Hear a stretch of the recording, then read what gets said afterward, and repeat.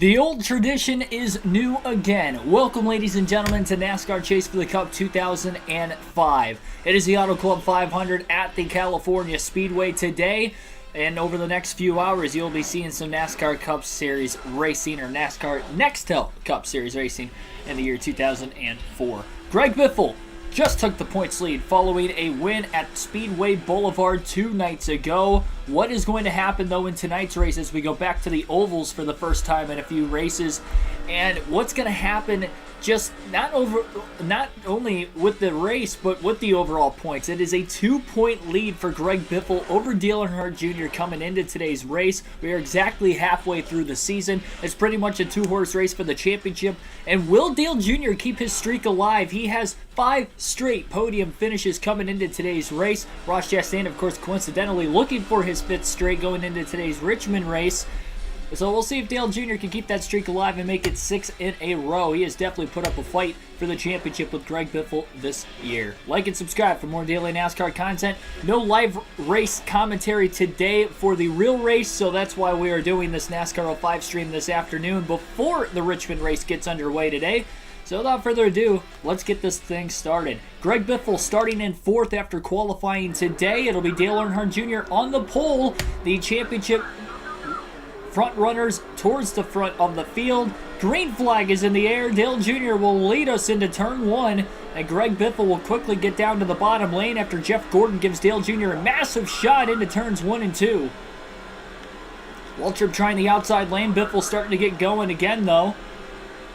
And who will lead lap 1 as it's Dale Jr. towards the outside, Jeff Gordon underneath him, and Gordon is not going to be able to get to the inside of Jr. into turn 3. Tony Stewart going to go a little wide in turns 3 and 4. Biffle up to 3rd place now. And to the start-finish line off of turn 4, side by side for the lead. Gordon down to block Biffle, and it will be Dale Jr. leading lap 1 by inches. So Dale Jr. will get 5 bonus points leading the opening lap of the race from the pole. He needs these bonus points. That will give him the points lead as we run. And he's about to lose 2nd place as well as Gordon clears him off of turn 2 for the lead. And Biffle's underneath him for 2nd with help from Tony Stewart behind. A lot of drafting down these long straightaways, the front stretch and the back stretch here at California. Going to be seeing it all day long. Derek Booth, welcome into the stream. Yeah, that's awesome. Hopefully you enjoy the Martinsville race next weekend.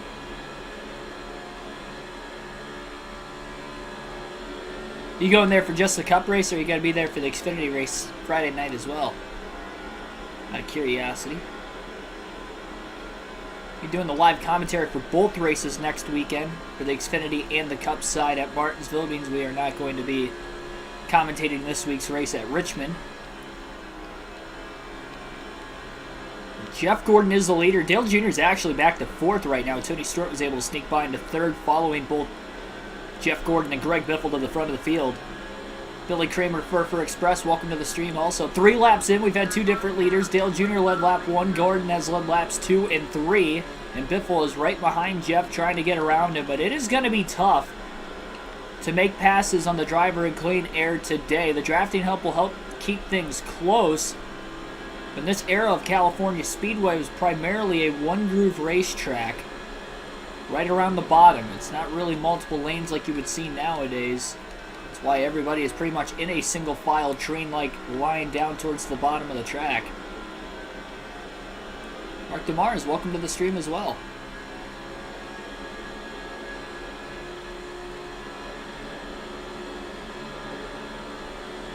I'm not commentating the Richmond race because I'm going to my grandpa's house to watch the race with him today.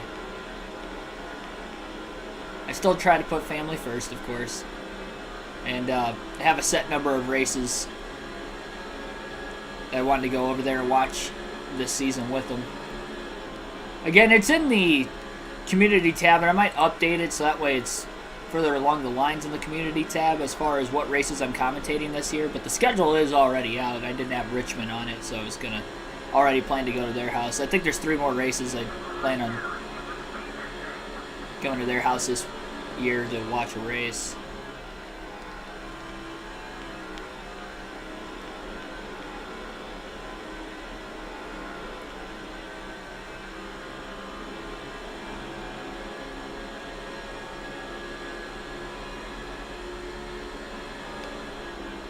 Be in Texas next weekend. All right. This little vacation.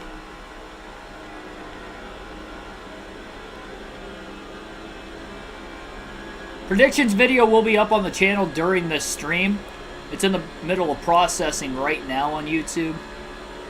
So it will be up before the end of the stream, and you'll have at least a couple hours to check that out before the start of today's race, which I believe starts just after 3:30. It'll probably be around 3:45 or so, drop the green flag. So we'll get this race done before 3:30 today and send you out to Richmond.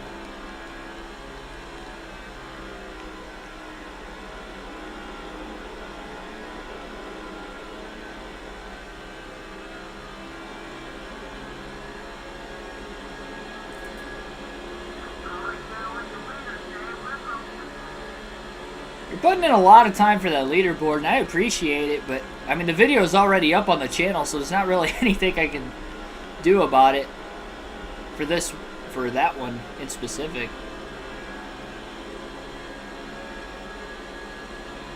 If there was a way to have like a quicker process of doing it,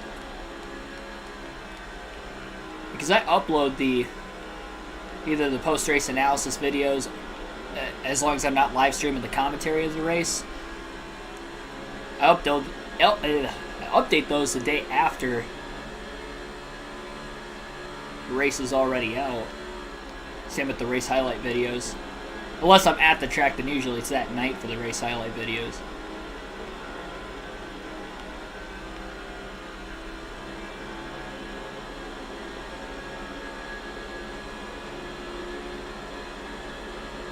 Yeah, I had a Metallica shirt the other night. One of your streams, you were mentioning Metallica. Yes, they are my favorite band of all time. I'm a big metalhead, but I stay true to what got me into listening to metal, and Metallica was really that gateway band for me. And so no matter what kind of music I listen to going forward, they'll be my all-time favorite. That and seeing them in concert too was pretty much my first, well, it wasn't my first metal show, but it was my favorite concert I've been to in person. That's gonna be tough to beat. And I was sick that day too.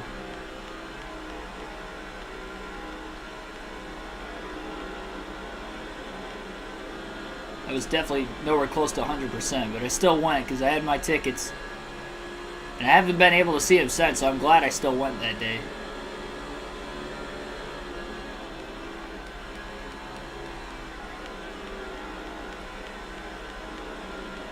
What races have I commentated this year that I haven't posted? I have commentated every single one that I have not gone to in person, except for this weekend. So and I already have posted either the post race or something for it with the live commentary post race, which I would assume that's the leaderboard you were looking for. Or trying to work on.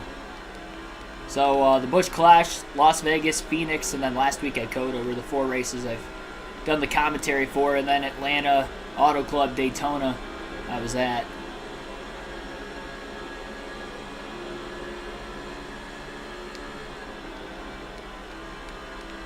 Gotten 2 Metallica shirts and 5 albums of Metallica, so you're not alone. Yeah, so my car is a 2004 Ford Mustang. It's old enough to where I don't have like Bluetooth, so I can't really listen to the music I want to. I don't have an aux cord in that car either. So the only way I can listen to the music I really want to with my surround sound system in there would be by CDs. So, which is still a nice way to, you know, I guess kind of support your favorite band. I don't really have much merchandise of the bands I listen to. I really only have one Metallica shirt, and that was from the concert I went to. Thought about buying more, but I'm not. I just haven't really gotten any.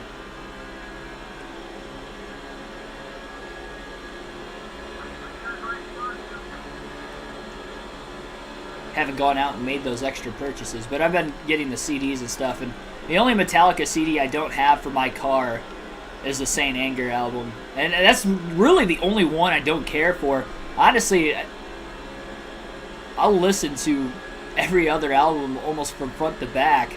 The Saint Anger album, I just can't get over. Hetfield's voice is just, it's so weird in that one. And then the drums that are so, it sounds like he's banging on a metal trash can the entire time. They are not tuned in properly. It's a horrible sound. And there's some cool riffage like in those songs, but outside of that, I can't get around to listening to that album. But outside of that, though, of their actual studio albums, I'll listen to all of them. Even their Garage Incorporated album, which was like a cover album that they had over 20 songs on. I have that CD too. It's a 2-discer. And yeah, just a big Metallica guy. I'm actually going to see a concert at the end of April. Going to see Megadeth, Lamb of God, and Trivium.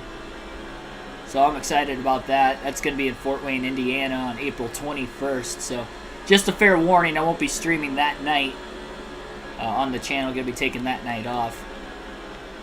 It's a Wednesday, I believe. No, it's a Thursday. Sorry, it's a Thursday night. But I have to leave by like 4 o'clock, so there'll be no way I could stream and then leave. I'm going to get there early enough to... I was going to say get good seats, but I'll be in the standing area of the arena. So I want to get all the way up to the front. Patrick Shadley, welcome to the stream. Way to start the NASCAR doubleheader, yeah. Noon live streams. This is what we were doing on Sunday afternoons during the off season. We were having the good old-fashioned noon to 1 o'clock start time, so doing that again today, with not doing the live race commentary for the Richmond race. So I wanted to get this race out today. WrestleMania is, of course, later tonight. So otherwise, I would have probably done this at nighttime after the fact. But between that and it's a 500-mile race, so if I would have started it at 8 o'clock later tonight or 8:30, it wasn't going to get done until like 11, 11:30. I didn't want that.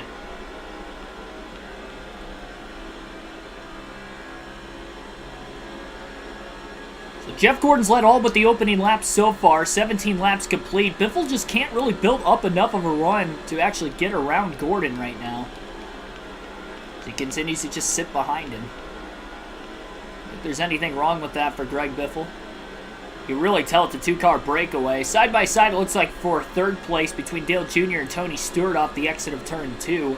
Jr. did lead lap 1 after qualifying on the pole, so it does go to show qualifying mattered in that aspect. Jr. is able to get 5 bonus points. It looks like he is in third place again as he has cleared Tony Stewart off the exit of turn 4 this time by.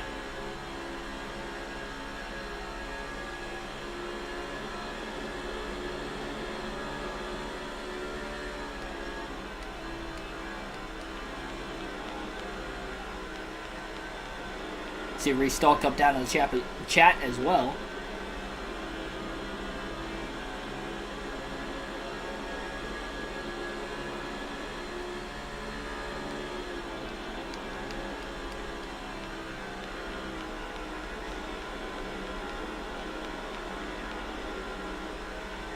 Biffle's got a decent run off turn 4 this time.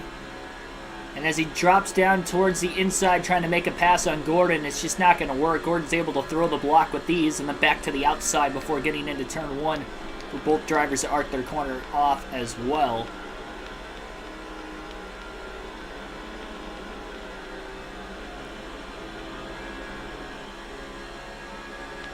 See the blocks being made on the back straightaway. Biffle still trying to make some moves. I think he's just going to have to ride in line behind him until we get to that first pit stop of the day, right around lap 50.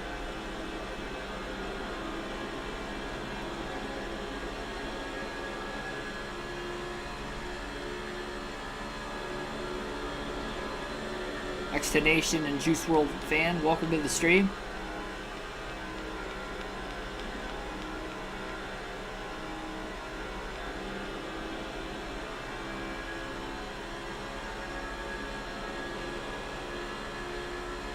Favorite Metallica song is Whiskey in a Jar. Yeah, that's from the Garage Inc. Cover album. Yeah, if you like that song, you'd like a lot of the Load and Reload songs from Metallica. Kind of has that same vibe to it. If we'll share drafting Jeff Gordon on the straightaways. At least he's going to start to.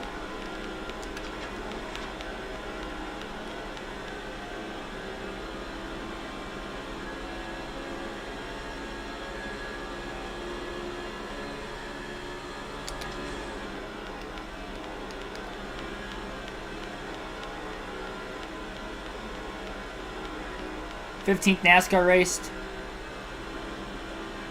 First on Daytona. Talk about it in person. It'll be your 15th race. Congrats. Yeah, definitely get in line early for the Martinsville hot dogs.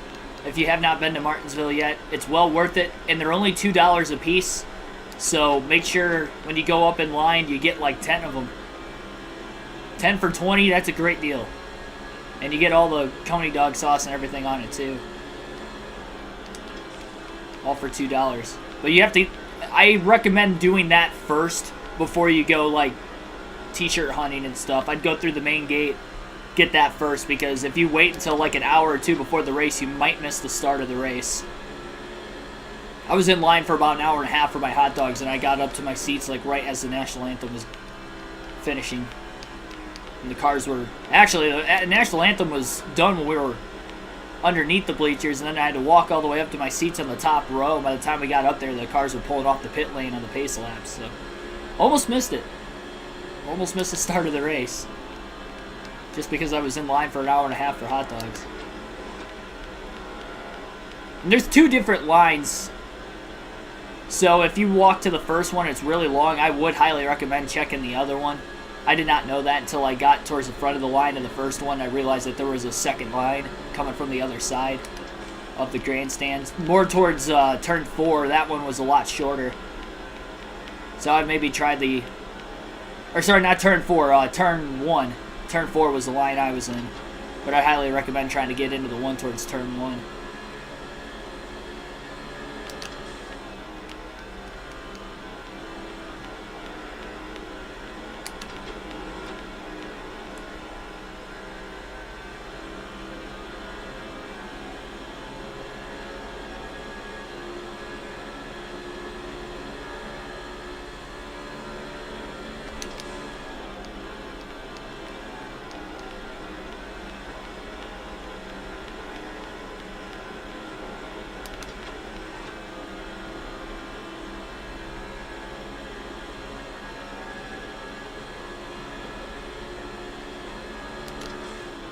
Biffle just still sitting in line behind Gordon.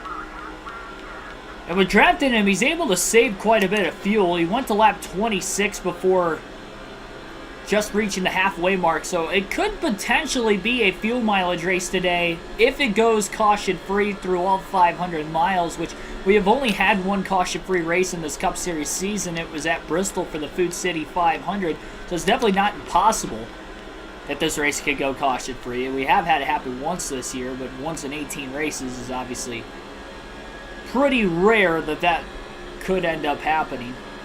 Again, you never know.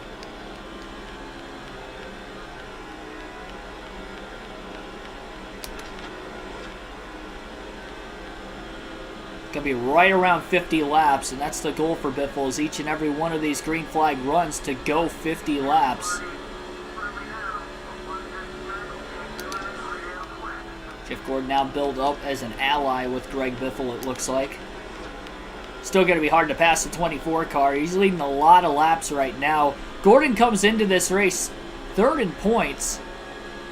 But he's got a lot of catching up to do if he's going to want to catch Dale Jr. and Greg Biffle in the second half of the season to win the championship. But it could start with winning today. He does have 3 wins on the season. Greg Biffle just picked up his 9th at Speedway Boulevard 2 nights ago. Dale Jr. has 1, Tony Stewart has 3, and those are the top 4 drivers in points. Stewart not far behind Jeff Gordon for third in points, also in a similar circumstance as along with Jeff Gordon.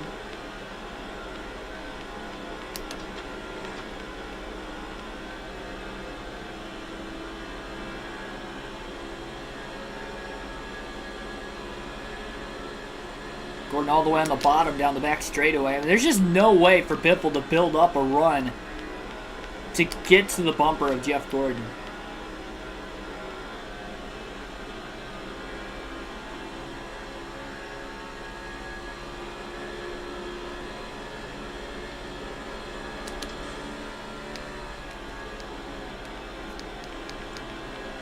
Going to be relying on the Mr. Clean crew to give him a really fast, clean pit stop and go from there.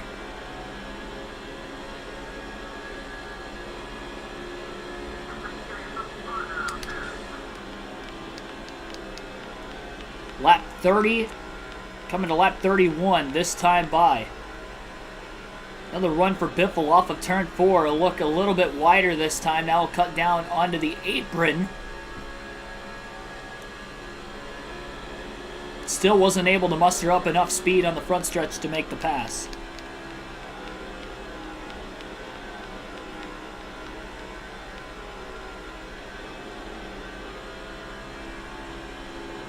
It's going to be interesting to see who will pit first between Jeff Gordon and Greg Biffle as well. It could be a big difference maker in Biffle being able to take the lead also. Gordon goes a little bit wide in turns 3 and 4 that time. Biffle with a run, but Gordon just in time, able to block off the exit of turn 4. Greg Biffle down to the apron again through the tri-oval, but not able to make the pass for the lead. And Gordon will hold on into turn 1. Wade Solinsky, welcome to the stream. Didn't see the notification, but here now. Well, thanks for tuning in. Thanks for checking in. You're not that late, still in the early going of today's race. Again, just a reminder, predictions video will be up on the channel during the course of this stream today, so make sure you check it out as soon as this stream comes to an end. On the late prediction video, make sure your fantasy lineups are set as well if you are playing the fantasy league this season, which I highly recommend joining. Even if you aren't already, Biffle getting out of shape, going down into the tri-oval, and loses a little bit of ground to Jeff Gordon on his way into turns 1 and 2. Bump and run, not here. I can't even get to the bumper though either. No bump drafting going on either between Jeff Gordon or Greg Biffle. Biffle just can't get there. Gordon going wide into turns 3 and 4 again. It's a few laps in a row. He's gone a bit wide into turns 3 and 4. Biffle with another run. Down to the apron, into the tri-oval. And again, it's just not working out for him right now.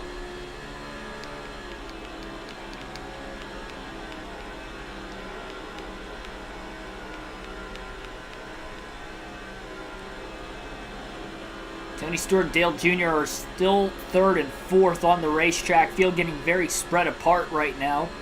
Still quite a ways before any lap traffic will come into play for the leaders of Gordon and Biffle around this long 2-mile oval.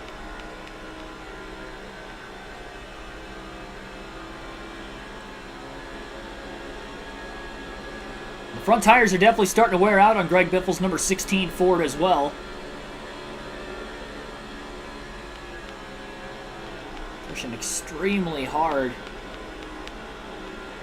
All over the back bumper, the 24. Very decent run off the exit of turn 2 again. Gordon really mimicking the line of Biffle though. Biffle just is not able to get underneath him.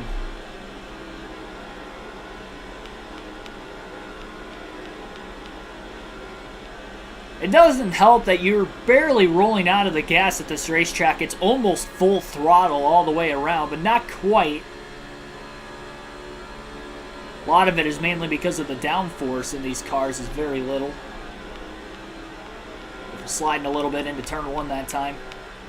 Catches the car. A little contact with Jeff Gordon.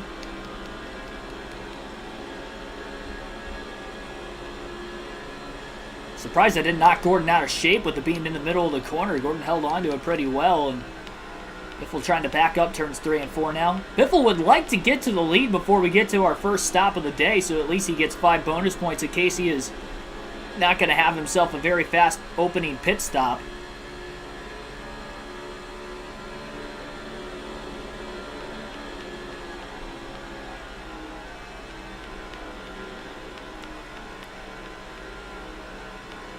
Don't forget, Jeff Gordon turned Elliott Sadler 2 nights ago in our last race at Speedway Boulevard, so we definitely don't want to tick Jeff Gordon off. He's not afraid to turn somebody. Did it even on a road course in an awkward spot, street course at that, where it was already narrow. Definitely don't want to see that happen on a very fast racetrack here at California. Again, Biffle almost underneath the 24 car, but he's just not able to get there.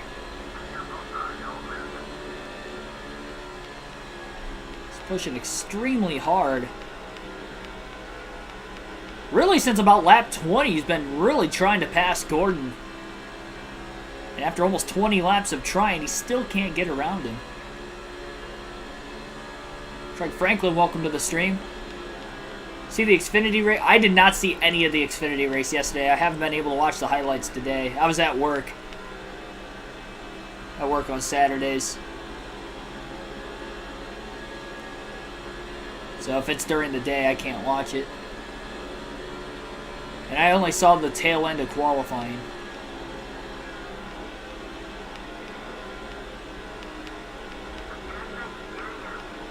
Got a quarter tank of fuel left for Greg Biffle. Moving. I can't even get to the bumper. I made little contact once, and that was about it. Biffle tried to widen the arc out a little bit, but on these older tires, he can't get the car to pull down in the bottom of the racetrack. And that would have been a great opportunity to do it, though, but he was still tucked in line behind Gordon. Gordon is going all the way down to block the 16.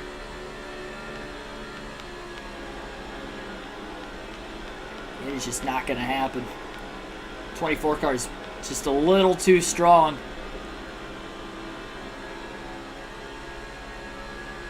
Back straightaway again, trying to get to the inside of Gordon, trying to shake him. Not going to work.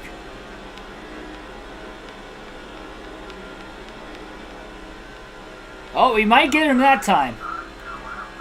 Biffle finally to the inside of Gordon. In the tri-oval, Gordon still led that lap at the start-finish line. Biffle drives it in deep. He's going to go up the racetrack. A little too far, though. Trying a double crossover move as Gordon gets back out in front of him, but he got loose off turn 2.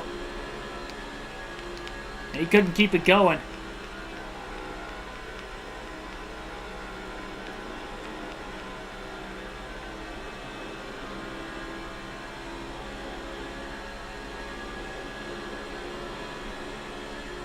Gordon pit with him. I think I'm going to stay out one more lap if he pits before us just to get the 5 bonus points. And then come in.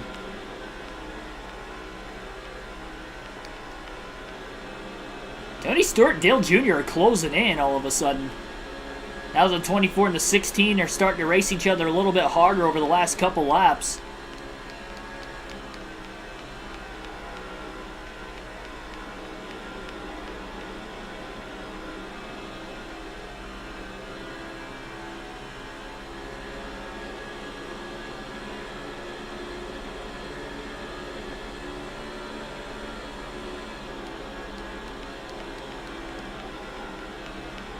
Bump and dump and run. Last turn, last lap. I usually don't try to wreck guys to win. I'd like to race him clean. He's raced clean so far, so obviously we're going to also. I don't like to be the one to initiate the first contact. Try to make this as realistic as possible because you're likely not going to see that on a 2-mile oval as well. Unless you're in the thick of a rivalry like Joey Logano and Denny Hamlin were in 2013. Rare circumstance to have that on a fast racetrack like this.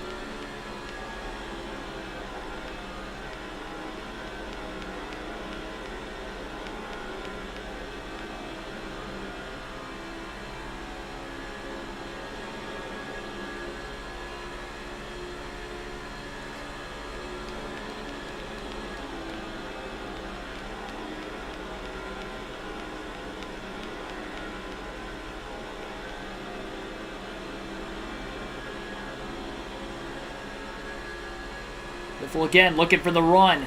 Gordon blocks all the way down to the white line through the tri-oval.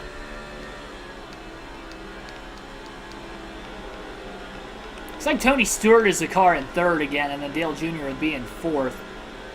Stewart also hasn't led yet today, despite qualifying outside of the front row. It's going to be a tough circumstance for Greg Biffle if he is in second place late in the race. So important to get that track position. 45 laps complete. Again, Gordon's led all but one lap today. Biffle has not led a lap yet.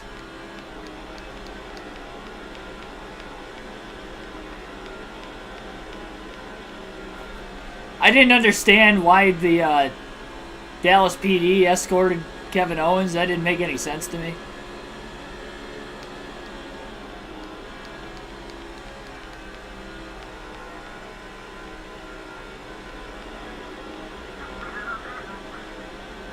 And it looks like Tony Stewart from third place will pull onto pit road at lap 47. Another reason you want to try to stay out as long as possible today at California is the sake that we don't know if we're going to see a caution at all in today's race. It could be a fuel mileage race if it does go green all 500 miles today.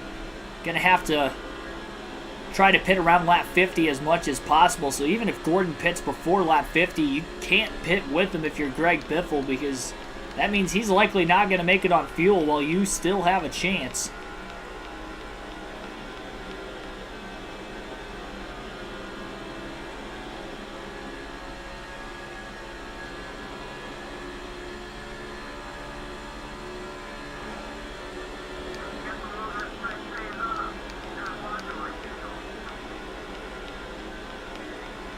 Gordon hasn't made that move yet to pit.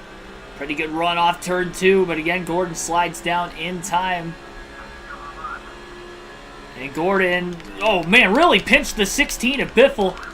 Biffle way out of the gas. He's going way up the track into turn 3, and he's able to catch the car before running into the wall.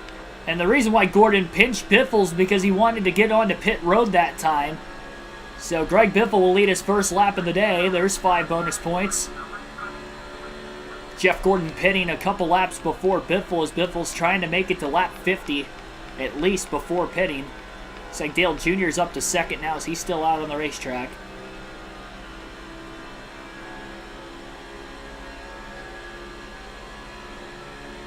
There's no contact between the 24 and the 16 in the middle of that as well.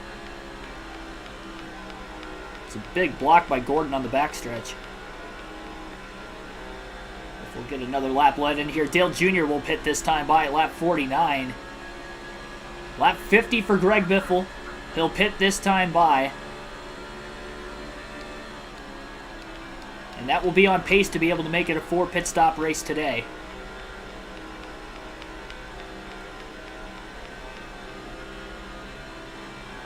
And any cautions we get throughout the course of this race will only greater the chances of it being a 4 stop race. Definitely going to want to keep that track position as much as possible.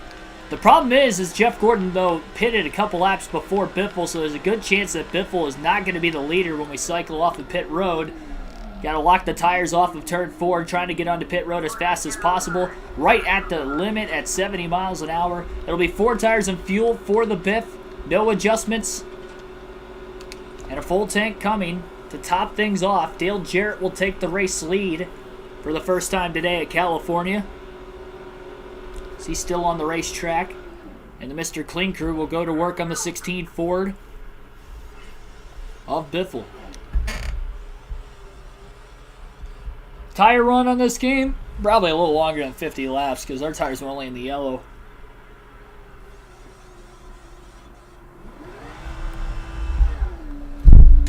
Relatively fresh surface too. It's only got about 6 years of wear. This would be the 7th. California Speedway. And Tony Stewart going to get to the lead, it looks like. Biffle cycling out of the pit still.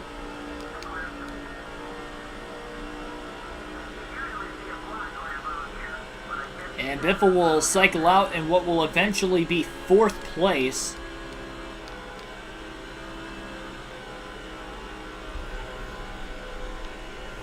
And that is the order in which they all pit, which makes sense that they're coming out 1 through 4 in that order. Tony Stewart will lead his, well, he hasn't led yet because Dale Jarrett led that last lap. But now Tony Stewart will take the lead, and there will be 5 bonus points for Stewart if he leads back to the start-finish line, this time by Jeff Gordon trying to get around him, though. And Biffle's about a second and a half off the race lead. Rehired Mr. Clean. Mr. Clean is still in the Cup Series. I just fired him from the Busch Series team. They were making mistakes in the Busch Series.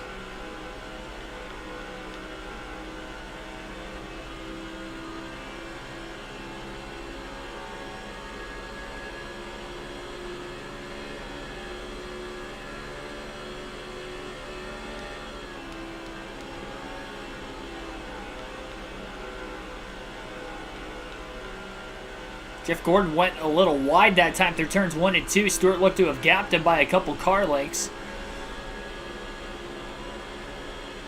And the drivers in 3rd and 4th, 2 points apart from one another coming into this race today. Greg Biffle's led 2 laps. Dale Jr. has led 1 in the race so far.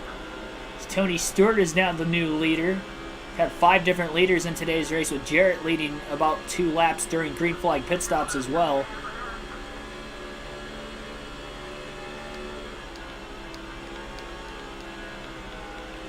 Biffle needs to make it to lap 100 before he ends up pitting. Underneath Junior off the exit of turn 2. He's going to go up and try to side draft the 8 car. He wasn't too aggressive with it into turn 3, side by side. Biffle down low on the white line, and he'll clear Junior off of turn 4.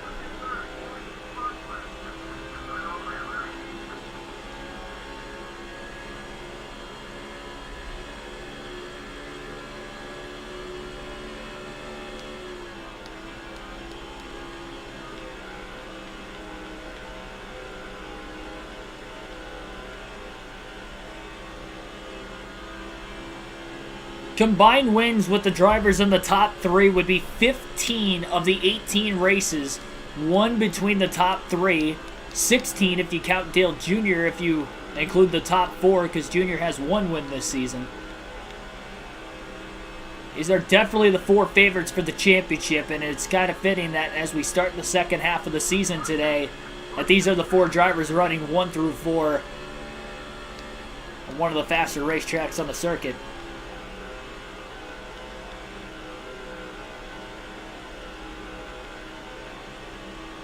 Rename the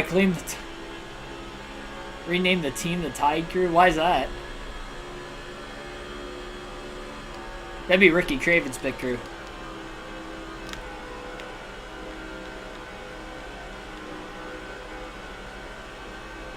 Yeah, Jarrett going 51 laps on a tank of fuel, so he's definitely looking like he can make it.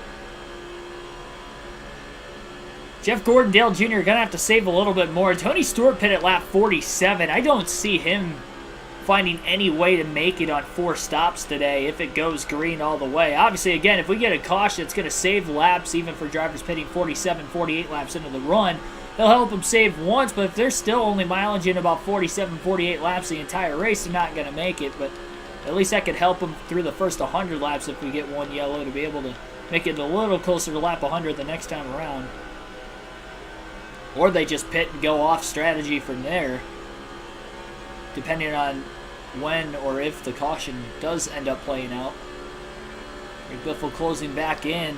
Jeff Gordon having a hard time trying to get around Stewart in the clean air for the 20 car, just like Biffle struggled to get around Gordon earlier.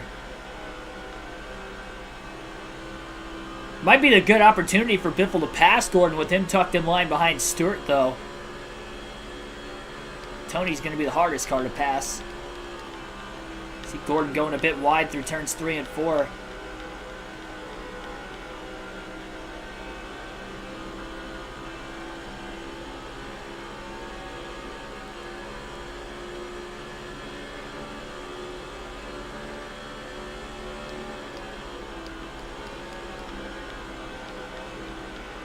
Daughter's first point.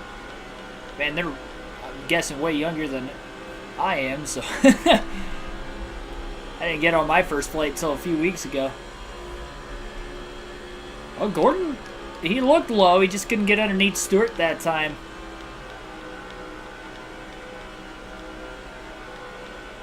So they worked their way off of turn 4. If we got to go with Tony Stewart, Gordon moves up to the high lane in front of Biffle. He wants Biffle to try and help him get to the lead, but Biffle really doesn't want to work with Gordon. He knows that 24 car's got some good speed underneath the hood. The DuPont Chevrolet. And he's going to make another move. Biffle with him at first, but now Biffle's going to go to the outside on Tony Stewart. Big move to the inside, 3 wide. Biffle goes down to the apron, but he chopped the corner off too much. And Gordon's going to get to the lead off of turn 4. Biffle still holds on underneath of Stewart, and he may be able to get around him for second. But Jeff Gordon's out in front. Biffle felt that was the best opportunity to get around the 24 car, and he just wasn't able to do it, unfortunately.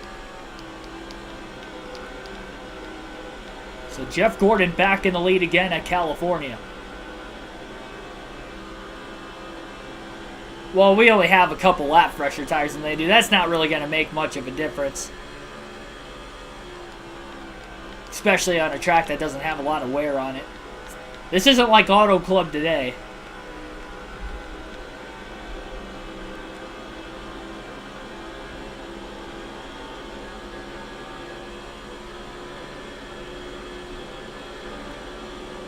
Right back in the same position that we were in before the first set of pit stops, with Biffle trailing Jeff Gordon as the leader, despite the fact he is all over his back bumper. Biffle could have stayed 3 wide for the lead. He really dove deep, and he was not going to be able to hold that down on the apron. Yeah, not like nowadays at Auto Club, where that would be a line in turns 3 and 4. Not the case here in 2004, though. Lap traffic will be coming into play very shortly.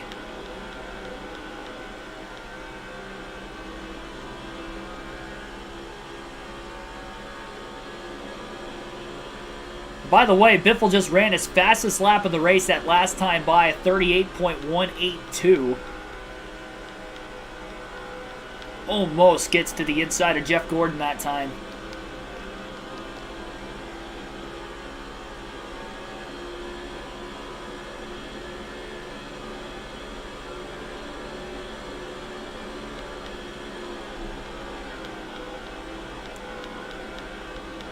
Gordon hooked the white line pretty well, so does Biffle. Look how quickly they're pulling away from Dale Jr. and Tony Stewart behind him as well.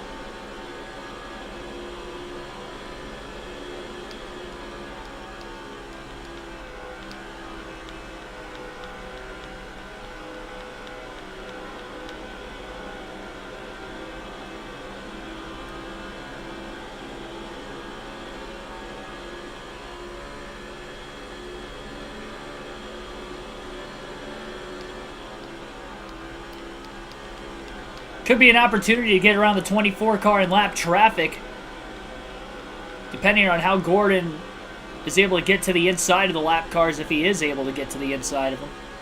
I believe Scott Wimmer in the 22 car will be the first lap car up ahead.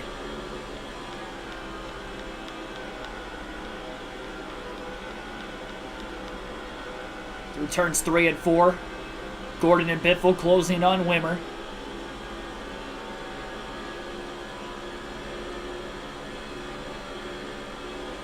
Now will this be the next best opportunity? Nope, can't quite do it that time. Gordon to the inside of Wimmer pretty quickly. And they'll blow by the 22 car down the backstretch.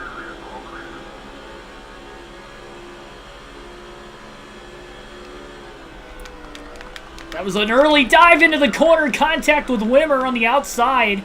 Wimmer drove it in deep. While Biffle was trying to back the corner up, I guess he didn't have much spacing on him. 16 and the 22 nearly wrecked. Buys Gordon a little bit of time. Biffle still close enough to draft off of Jeff Gordon on the front stretch. So he'll keep him within range.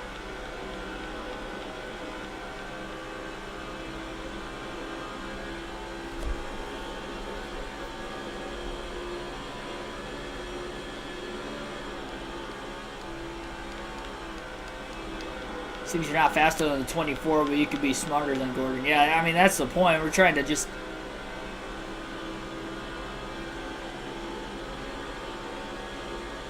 outmaneuver him in any way possible.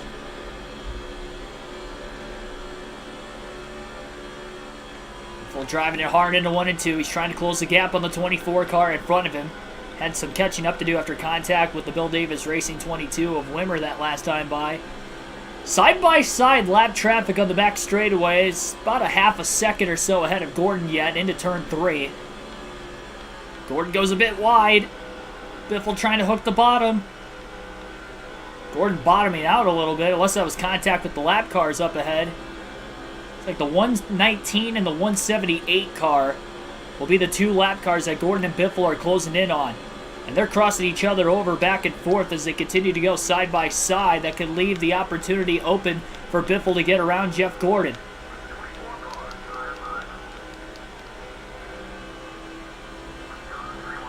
Biffle down low, trying to get to 3 wide, but Gordon had a little bit better corner exit. And again, Gordon gonna hang on. He nearly made contact, though, up on the outside lane with the 78 car. Biffle has a little bit of an advantage. I think Gordon led that lap at the line still. The run off the high side. Jeff Gordon's holding on strong. Maybe a little drafting help down on the bottom with the lap cars behind Biffle. Trying to get the pole needed. And he's staying away from Gordon on the back stretch to make sure Gordon wasn't going to side draft him at all. Big run by Gordon into turn 3. And he nearly cleared Biffle on the outside. What a power move by Gordon as he hangs on to the lead. Biffle had him right where he wanted him, and he still couldn't get it away from him.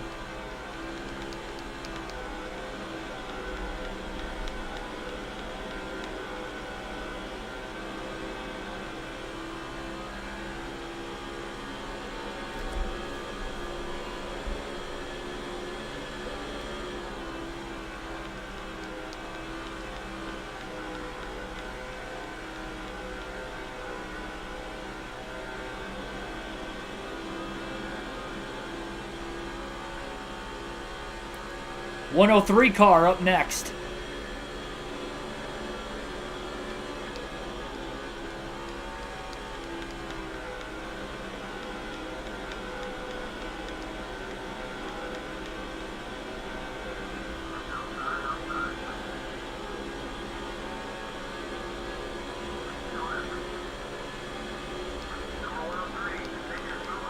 Gordon and the 10, or Gordon and Biffle get around the 103. The 103 car trying to cross the Biff over. Biffle has more power, though, off the exit of turn 4 to stay in front of him. There's more side-by-side lap traffic coming up in front of Gordon. They'll probably catch him in turns 3 and 4 this time by, if I had to guess. Will this be an opportunity for Biffle to make a pass? Got underneath Gordon the last time, but he couldn't quite lead a lap. Nor clear him, although he came close. Oh, almost contact between the 142 and the 45. And 142 with a little crossover now on Petty. This could hold Jeff Gordon up. Gordon may try to go 3 wide down to the bottom. He's going to attempt to. Biffle's going to try to take Gordon 3 wide. The 142 rather, moved down right in front of Jeff Gordon, getting into turns 3 and 4, and that's going to allow Biffle to take the lead. So the side-by-side lap traffic in front of Jeff Gordon has costed him the lead. The 142 car moved down a little lower where Gordon was in the middle of turns 1 and 2, because it looked like Gordon was going to take him 3 wide. And now it's the 16 car of Greg Biffle out in front at California, leading his 3rd lap of the day, but this time it's not because of staying out longer than the 24 car from the pits. And now Jeff Gordon's going to be perhaps in a similar circumstance to where Greg Biffle was.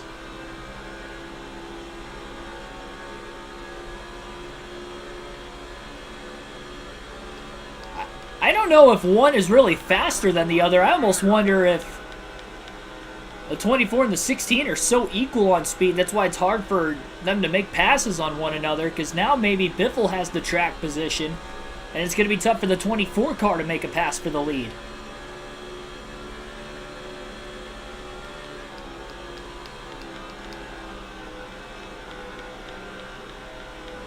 Young Master Keegan.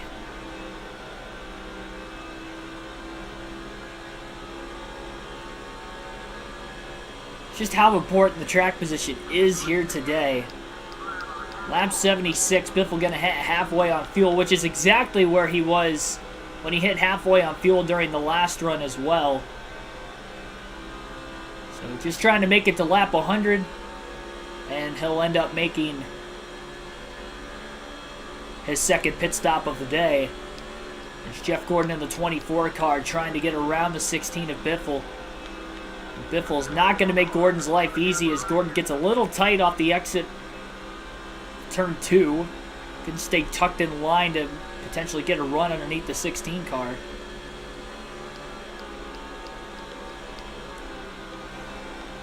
The race for the most laps led. Gordon has obviously led a bunch of laps today, so Biffle's got a lot of catching up to do there.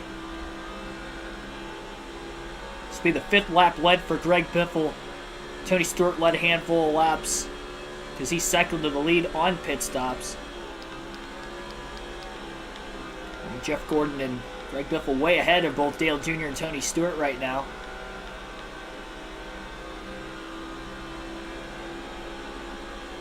Gordon had a bigger run off of turn 2. Biffle went down the block. Keep the 24 behind him.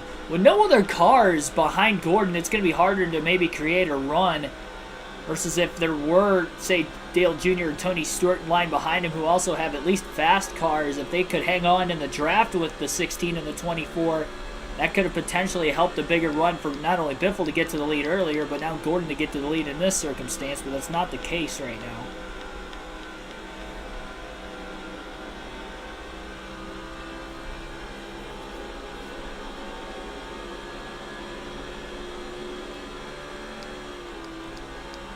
Lap car in front of Greg Biffle into turn 3.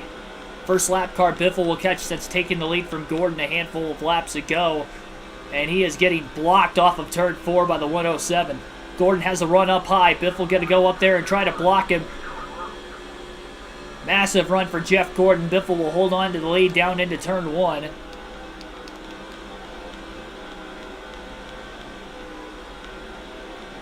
This sounds like you got a cool day planned then tomorrow, Craig.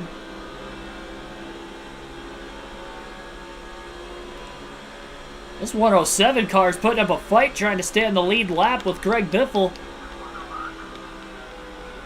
Biffle is going to get underneath him that time. Gordon got stuck on the outside behind the 107.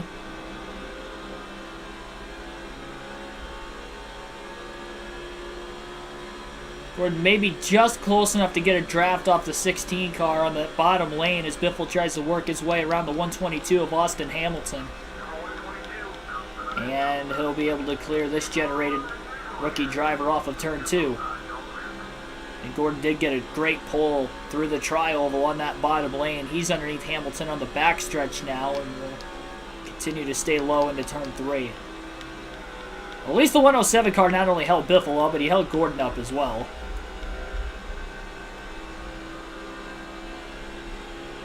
Guess it was even in that aspect.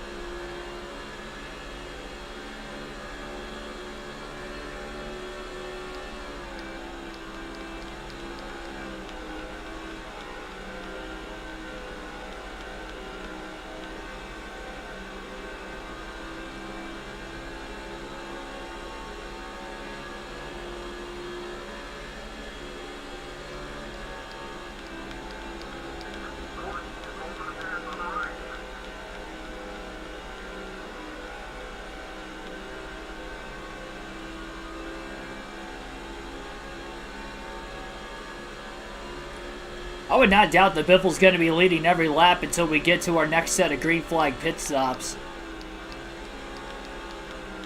It's just so hard to pass here. Restarts are going to be important if we see any cautions today, but so far we are caution-free through the first 83 laps. We're almost sneaking underneath the 16 that time.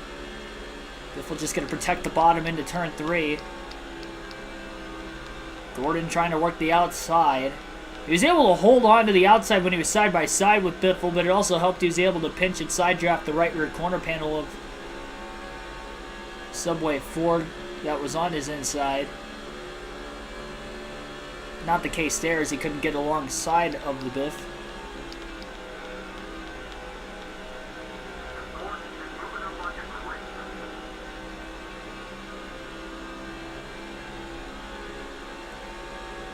Spotter's still awareing Biffle. Gordon is close. I'm sure Biffle could tell by looking out the rearview mirror. Gordon again trying that outer lane through 3 and 4. Trying to get a run on Biffle. He'll go low into the tri-oval. Biffle going to go low as well. I mean, this is just eerily similar to when the 24 car was in the lead and the 16 was right behind him. Carbon copy. I think the race today may be won on pit road. The way things are looking between the 24 and the 16, of course, as long as they stay out of trouble as well. R6, welcome into the stream.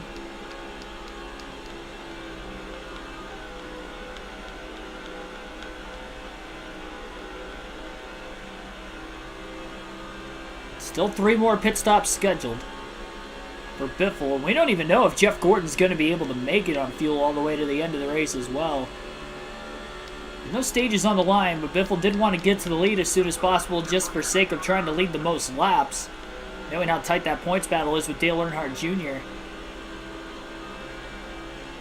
And Jr. already leading just that 1 lap today after qualifying on the pole. It's enough for 5 bonus points for him, and he's been in the top 4 all day long. Into turn 3. A little later dive into the corner by Biffle, and Gordon almost got underneath him as he drove a little bit flatter line on the inside. Yeah, opening day later this week for the MLB.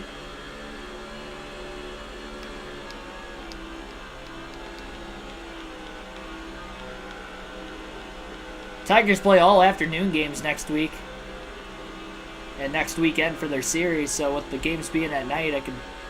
Well, Friday and Saturday I'll only be able to catch a little bit at work, but I may catch the end of it, or at least be able to listen to the end of it while I'm on my way home. Both days, and then Sunday I can legitimately watch it.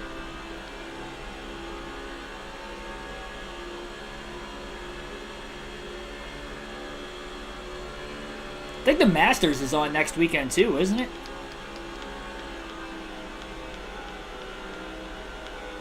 Be keeping up with that next week also.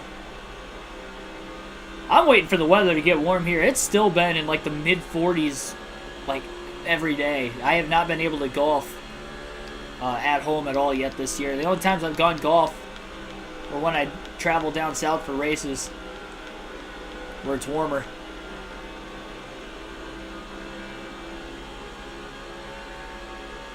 Supposed to be in the mid-50s Tuesday and Wednesday this week. It's supposed to be near 60 degrees, and I would play, but it's supposed to rain both days. So the 2 days it actually gets warm enough to play. Super rainy, and it did get to 70 degrees on Wednesday last week. And I was thinking about playing when I got off of work Wednesday evening, especially not stream until 7. I was going to be able to play 9 holes and get back in time for the stream. More lap traffic. Ricky Craven, Robbie Gordon. Biffle gets underneath them both. Looks like Jeff Gordon gets stuck on the outside behind both of them, and he'll lose a little bit of ground to Biffle.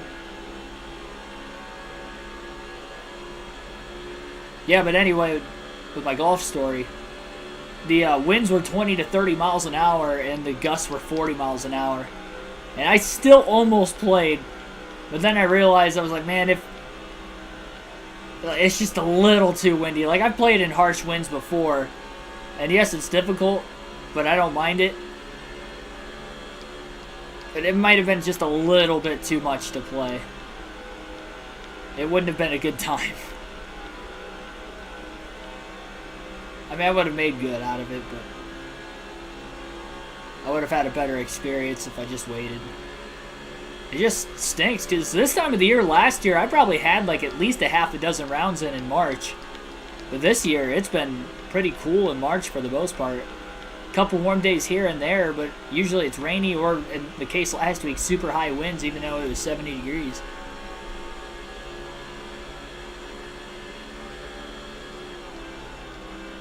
Hopefully Tiger could play in the Masters this year, especially missing last year. Don't know how many more he's got left just to compete.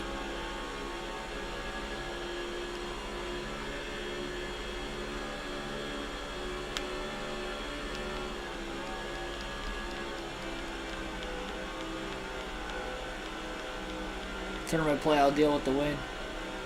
Well, I mean, that's one thing when you're, you know, playing in league, you kind of have to, but just to go out there leisurely. I can tell you I was not going to have a good round with that win, especially this early in the year. Like, I could maybe get away with it once I'm fine-tuned in, but I played 3 rounds with, like, no consistency and, like, a month between rounds that I guarantee I would struggle, especially with the high winds. 8 laps away from Greg Biffle making his second pit stop of the race. So he continues to lead, as of right now, over Jeff Gordon.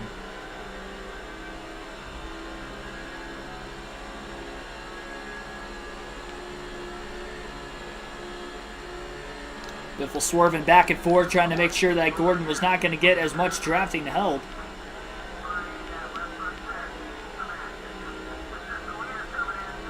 Well, it sounds like we have some drivers pitting this time by very, very early.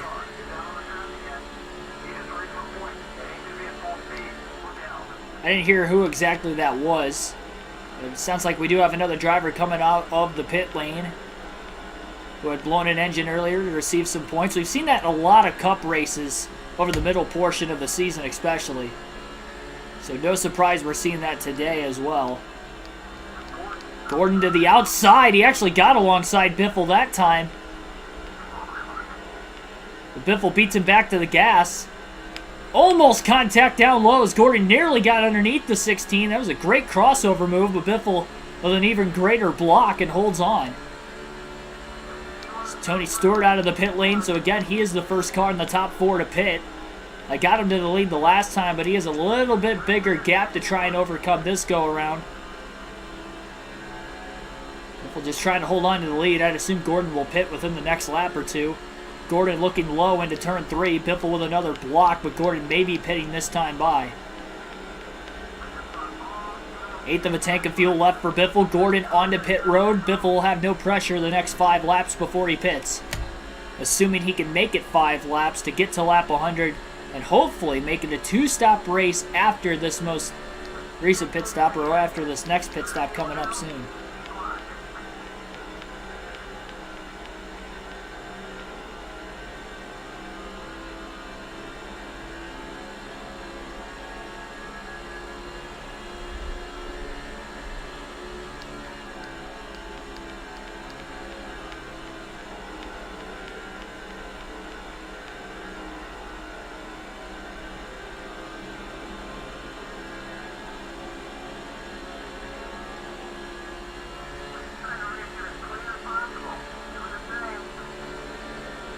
There's Gordon.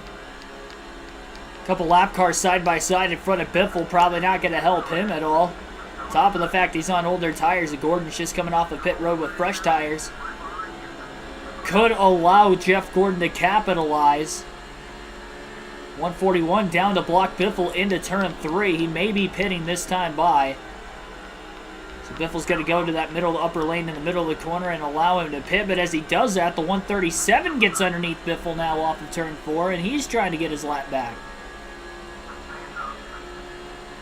A little bigger run, though, off the outside for Biffle, and he'll be able to pull clear into turn 1. Get back down to the bottom. So enough side drafting going on there, though, that it slowed Biffle down. All this is...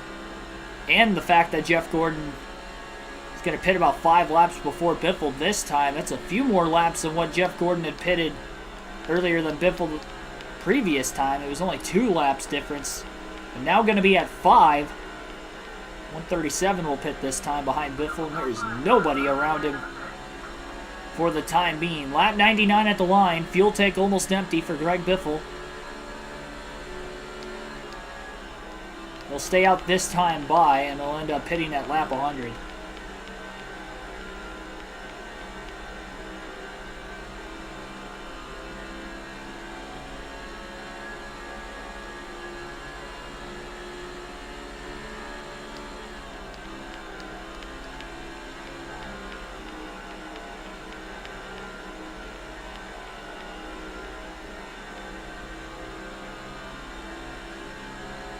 Be relying on the Mr. Clean crew to make another clean pit stop like they did on stop 1 as well. Still caution free in today's race. And Dale Jarrett will likely end up taking the race lead once again as he was able to go even a lap further than Biffle on field the first time around. Might be 2 laps this time if he goes 51 laps again.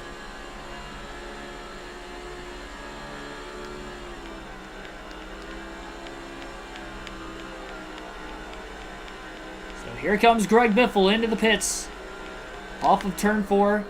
A lot of traffic to work around him. Gonna lock the tires up just like he did the last time around as well. And easily gets onto pit road. So 4 tires of fuel for the 16 team. No adjustments once again.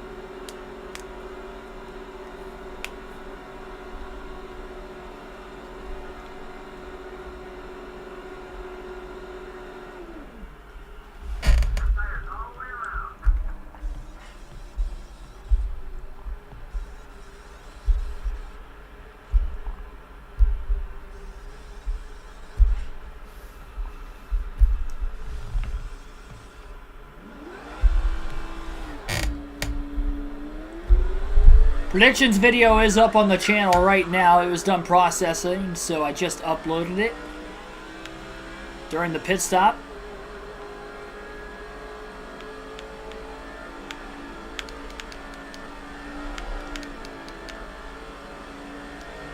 And Greg Biffle getting a little out of shape there.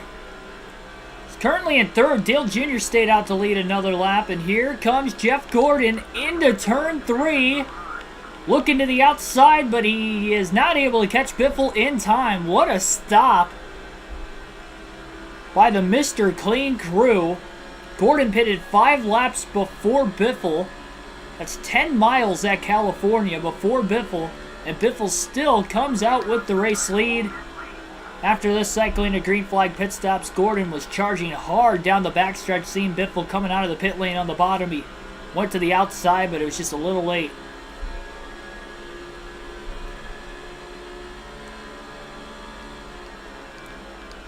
Like Seth Thomas is going to be racing at California as well. I didn't qualify on the pole for my race, so I qualified 4th. Jr. was a pole sitter. It looks like he cycled likely to 3rd off of the pit stops. I'd imagine either 3rd or 4th again. Jr. stayed out a little bit longer that time. So maybe he's going to be able to make it on field to the end of the race. He must have saved a lot of gas that run. And then your business. Welcome to the stream. Dump Biff. Yes, indeed. Beautiful National Guard Ford. Biffle leading the way on Jeff Gordon.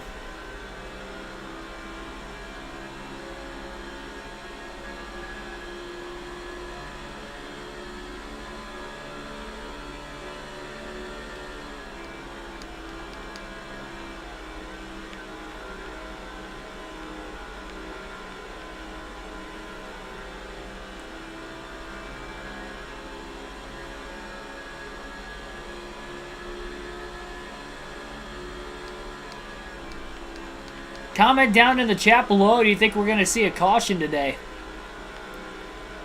As of right now, we have not gotten one. We're about 21 laps away from halfway through the 500 miles. Things spaced apart. It's going to be harder for maybe drivers to make contact.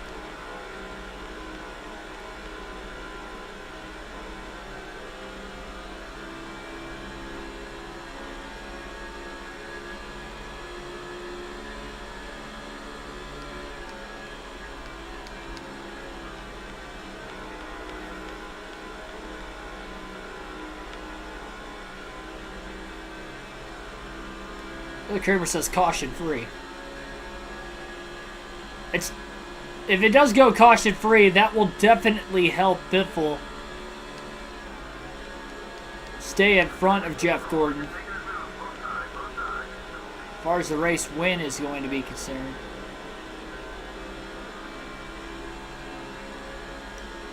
Gordon looking low. Trying to get around Biffle into turn 3, though. Biffle gonna hang on. And they'll probably be hanging on for quite a while now.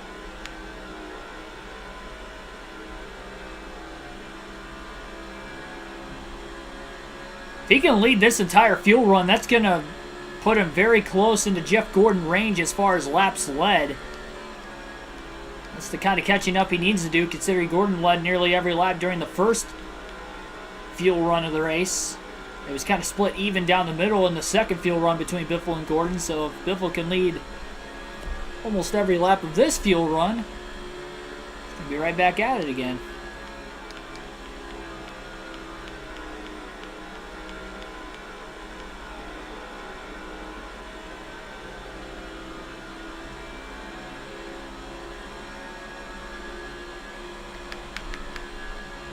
Down onto the apron. Oh my goodness. He was trying to break the draft that time. He slid up the track. Good thing he was still in front of Gordon. I don't think Biffle's going to be doing that again. It worked the lap before. That lap it almost didn't work. Able to catch himself. Transition from the apron back up onto the actual racing surface definitely hurt Biffle that time. Gordon taking a peek to the inside. I wonder if the 24 team's made any adjustments to that race car following that second pit stop as well, because he is putting on a little bit bigger runs early in this fuel and tire stint on Biffle.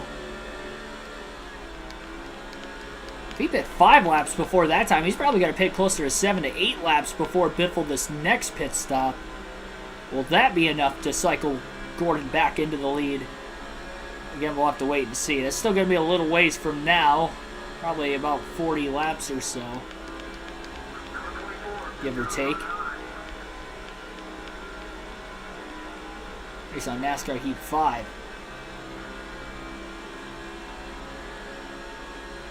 That's what Seth's on. Not me, obviously. NASCAR 05. And there's the 123 car. So he's the slow car on the racetrack. It's Charlie Davis.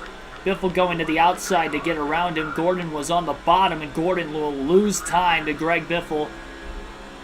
And he lost a lot of time going to the inside lane, which is the preferred line, but he caught Davis so quickly. Biffle knew he was going to catch him in the middle of the corner, so went to the top, and that will give Greg Biffle about a 7/10 of a second lead over Gordon. And I think Biffle's far enough ahead of Gordon now that Gordon's not going to be able to get any drafting help off of Biffle.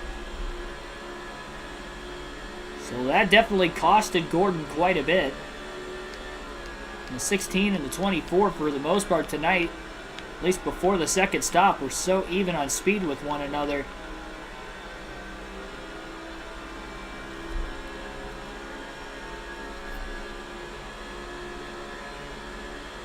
Still going to be relying on how they get through the rest of the lap traffic. Still have a lot more of it left. It is just amazing, though, for this race to be caution-free. Through 2 pit stops, and we're on lap 112 now at the start-finish line. It's still only about 8 to 9 tenths of a second is the difference between first and second place. It's crazy how that all works itself out like that. Not only how close the 24 and the 16 are together, it's just how competitive the field is. In all reality, there's still over half the cars on the lead lap as well. Now that is also helped by the fact that this is a 2-mile racetrack, as far as how few of cars have actually gone a lap down over this many green flag laps consecutively. Gordon about a 1/10 of a second quicker than Biffle that last lap. Lap before, it looked like Biffle was a few hundredths of a second quicker than Gordon. Gordon's still not close enough to get into within drafting range, though, of Greg Biffle. And Scott Riggs will be the next lap car in the number 10 in front of Biffle.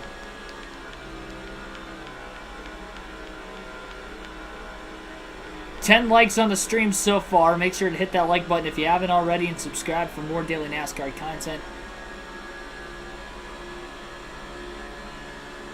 And more live streams like this with either the NASCAR video games or the real races on the weekend with the realistic commentary.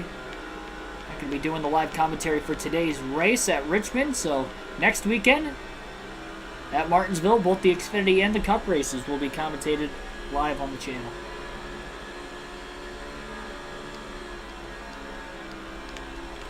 I believe the Cup race is on Fox Sports 1. It'll be the first race on Fox Sports 1 this year for the Cup Series. May help our ratings out on Saturday night. Maybe meaning that many of you guys will not be able to watch it with it being on cable. We'll be covering the action again both Friday and Saturday next week of the Martinsville races. If we got around Scott Riggs pretty quickly for the most part. He was moving around quite a bit down the backstretch. Riggs on the outside through turns 1 and 2. Jeff Gordon is definitely reeling Biffle back in. Slowly but surely. Once he gets into drafting range of Greg Biffle, he is going to have a pretty quick closing rate. That first lap, he is going to have a run on Biffle, and that might be his best time to be able to get around him. Whatever straightaway that is going to end up happening on. There's the front stretch or the back stretch.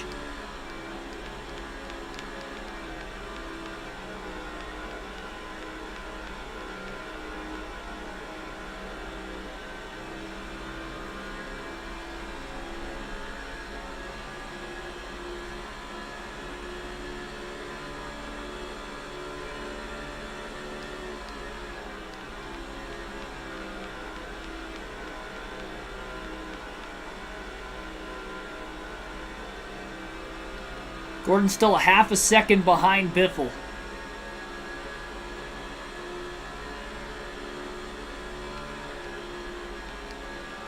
He's close to drafting range, but he's not quite there yet. Biffle about 1/10 of a second quicker than Gordon that last lap. Expands that lead to 0.6 of a second. A few more lap cars coming up very soon as well. I'll probably be catching Charlie Davis, if I had to guess, about every 8 to 9 laps.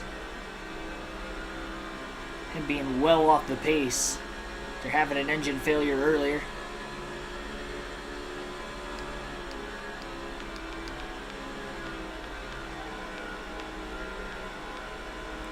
You can see Charlie Davis up on the outside lane off of turn 4. Plenty of room for Biffle to get by on the bottom. We'll see if Jeff Gordon will be able to do the same through the tri-oval. Well, Davis moved off the bottom a little bit. He's running the middle. Gordon closing, and Gordon is stuck behind him. That is unbelievable. Jeff Gordon has lost more time behind Charlie Davis. Just like the last time he caught him, and the lead is now about 1.3 seconds for Biffle over Gordon down the backstretch into turn 3 at lap 119. No use for a username. Welcome to the stream. No use for a name. Welcome in.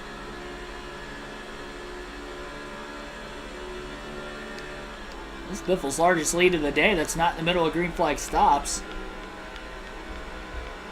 Nice to have that separation on Gordon. Not a lot of pressure behind him anymore after the lap traffic has held up Gordon on 2 occasions now. Biffle's still getting through it fairly smoothly up to this point. It's about 30 laps away from his 3rd pit stop of the race, trying to get to lap 150 to make it a 2-stopper to the end. Already made 2 stops up to this point. We are still caution-free in this race as well. No yellow so far.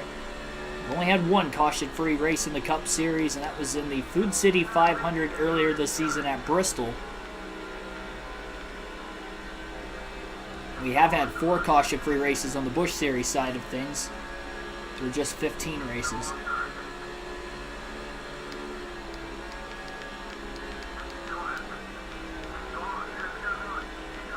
These races are much shorter than the Cup Series race lengths, helping the odds of that. Did have 2 cautions in last night's Busch Series race at Darlington. They were both in the first 29 laps. Greg Biffle went on to finish in 6th place in that one.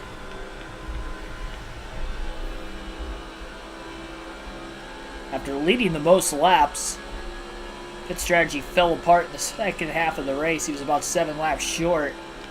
To the end, he had to make that extra stop.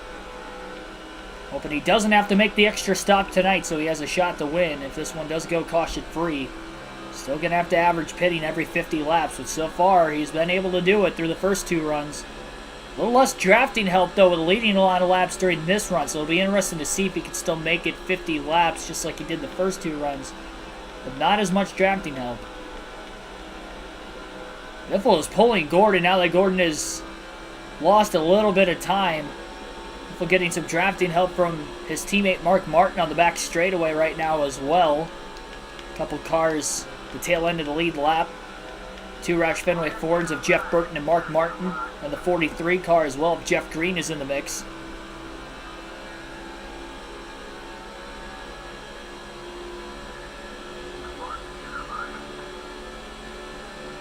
Martin going to give plenty of room for his teammate Biffle to get around him. These guys are going to be battling to be the first car lap down if we do see a yellow. Tyler Burbeck's prediction is Denny Hamlin gets the win today. That's a good pick. Predictions video is out on the channel right now, and I did predict Denny Hamlin to have a good day today, so that's not a bad pick. I definitely think he'll get his first top 10 finish of the year today. He was one of my must-haves for the predictions video as well. A lot more lap traffic in front of Biffle all of a sudden. Sterling, Marlin, Ward, Burton, Jeff Burton, and Jeff Green all in front of Biffle. Biffle's got about a 2.1 second lead right now. On the outside of Green, going to try to side draft the right rear corner panel of him down the backstretch. Into turns 3 and 4. Widening out the corner. Now he's underneath the 43 of Green off the exit of turn 4. Jeff battling hard to try and stay on the lead lap. And we're officially halfway home at the start-finish line that time by. So halfway home at California. And the Burton brothers side by side into turns 3 and 4. Ward up high. Jeff will clear him down on the bottom. And Biffle will clear Burton off of turn 2 as well. So halfway in fuel down the backstretch. Lap 126. Still pacing good for Biffle to make it 50 laps on this run as well. Santiago Kid, welcome to the stream. Alex Bowman. Or you want Alex Bowman to win. Yeah, I had Bowman on my don't-haves list this weekend. He does not look fast with the car he has this year at Richmond, at least for the spring race. 26th in practice yesterday, and he was 28th in qualifying. He does not look competitive at all this weekend. His other 3 teammates at Hendrick Motorsports were much better than him in practice and qualifying, so maybe they can lean on setups to help the 48 car a little bit more come race time today, but it is not looking great. There's Charlie Davis up on the outside again. Biffle underneath Jeff Burton off the exit of turn 4. Garrett Cope in the 50 car up ahead. He's the last car on the lead lap once Biffle gets around Burton.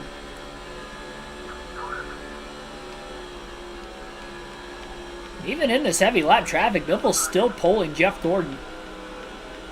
He's losing a lot of time probably behind Charlie Davis as we speak, and the lead's up over 3 seconds.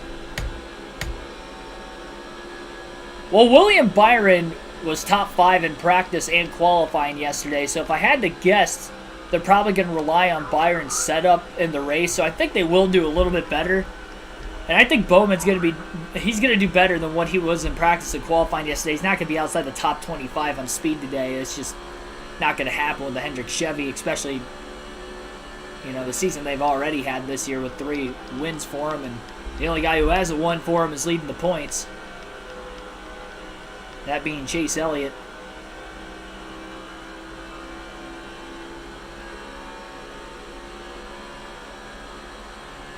So he will be better today than what he was yesterday, but it's so much of an uphill climb that I don't think he's going to get a top 10. Plus, even though he won last season, he's only had 2 top 10 finishes at at Richmond and 7 starts there since joining Hendrick Motorsports full-time in 2018.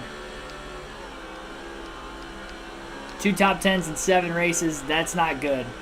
And outside of his win last year, he didn't finish better than 9th at Richmond ever in his career. It's just kind of a one-off thing last year. And he had a good car all race weekend. You fast forward to the fall race last year, and he was non-existent. He was outside the top 10 the whole race. Went back to norm, at least for Richmond as a track for Bowman. So even though he has a win there, it's not one of his better tracks. Had to check the fantasy advice for your team. Yeah, and I had Bowman in my lineup earlier this week based off of his win last year and the fact he has had a lot of speed this season. But he just does not look the same this weekend in particular. So I'm pumping the brakes on Bowman. He's on the don't haves list this week. Ross Chastain's been very consistent. Yeah, and I talked about Chastain also in the predictions video. He was my sleeper pick this year. He had a 7th at Richmond last season in the fall race, and that was with Chip Ganassi Racing. Obviously, he's having the best season of his career early on this season. 4 straight podium finishes coming off his first career win at COTA last week. He's won a couple stages. Actually, I think he only has 1 stage win this year, but still, he's got a stage win. Scoring a lot of points. And he was also fast in practice and qualifying again this weekend. Top 10 in both. I think he qualified 8th and he was 9th in practice, so pretty good for Chastain. I think he'll be good enough to get a top 10. I think he'll have another good points day today. If I had to guess, I think that podium streak will come to an end today. I think the Toyotas collectively just seem to be the better manufacturer this weekend, and their stats at Richmond prove it. But I think he'll have a top 10. His podium streak will come to an end, but his top 10 streak will hit 5 today. My prediction for Chastain. Sleeper is Kevin Harvick. I think he could have a good run today. I didn't talk about him in my predictions video at all, but I think Harvick could have a good run. The one bright spot for Kevin Harvick that I've kind of noticed both this season, granted we haven't had many short tracks this year. We had the Busch Clash, and then we also had Phoenix.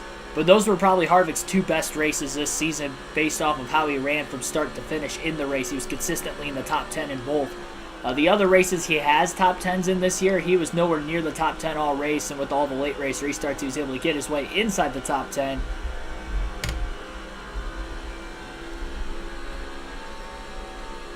But the short tracks seemed to be the bright spot for Harvick, and it was like that last year too. Intermediates, he was not good. SHR as a whole was not good on the 550 tracks last year. But on the 750 tracks, particularly the 750 short tracks, SHR was typically pretty good. That's where Almirola got his win at New Hampshire.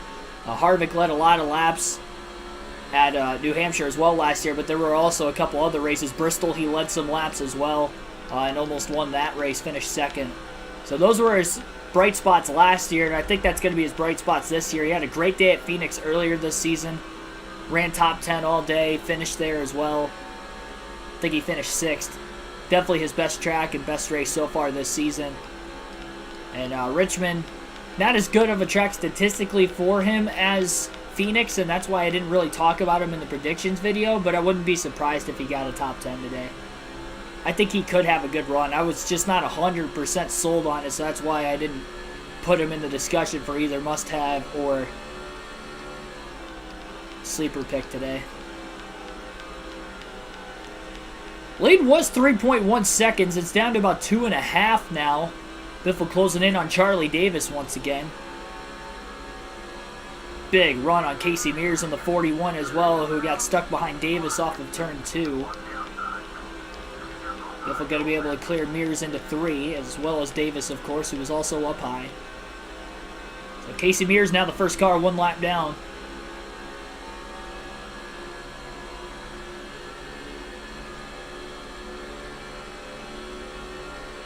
We're only about 13 or so laps away from the 3rd stop for Biffle today, and I'm sure we're going to be seeing some other drivers hit pit road within the next few laps.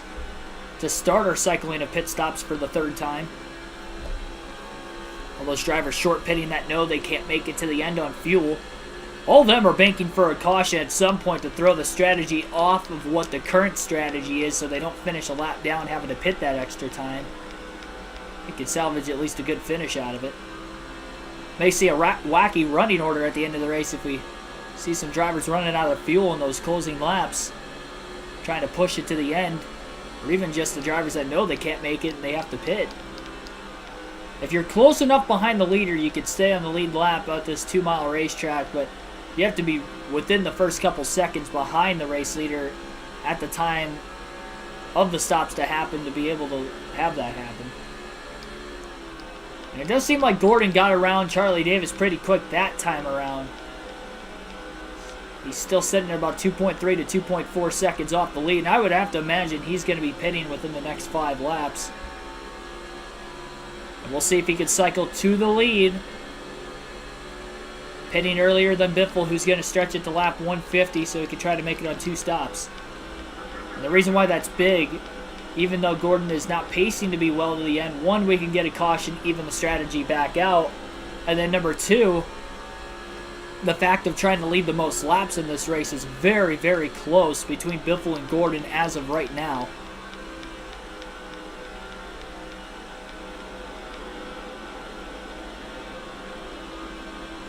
I'd have to agree with you as well, Santiago Kid. I think Bowman collectively is typically better on the intermediates than what he is on the short tracks, even though he did have wins at Dover, Martinsville, and Richmond last year. I'd say Dover being the outlier. Like, Dover, he had a really good car all the way through, and, I mean, if it wasn't Kyle Larson, it was probably going to be Bowman, and that's exactly what happened based off of the final pit stop late in the race. But then I'd probably say the same, though, or wouldn't say the same for Richmond. Richmond, he had a fast car and just timed the restart better than Hamlin. I mean, all those races he won last year, don't get me wrong, he had top 3, top 5 cars, he just didn't have the fastest car. But the fastest car doesn't always go on to win every race. And in NASCAR in particular, probably happens less than any other motorsport. So it's a common thing for NASCAR. What's uncommon with Bowman is the fact that he seems to win a lot of those kinds of races. But, oh boy, credit's due. I mean, you deserve the win if you cross that checkered flag first at the end of the day. It doesn't matter whether you lead 1 lap or you lead all of the laps. So I kind of don't like that saying of backing into wins for Bowman, because you see it many times throughout the course of the year. It's not just Bowman. It's Bowman more often than not over the last couple seasons. But, I mean, there's a lot of other drivers that have that happen to them. You can't discredit wins. And I feel like nowadays the fan base starts to discredit wins a little bit more than what they used to.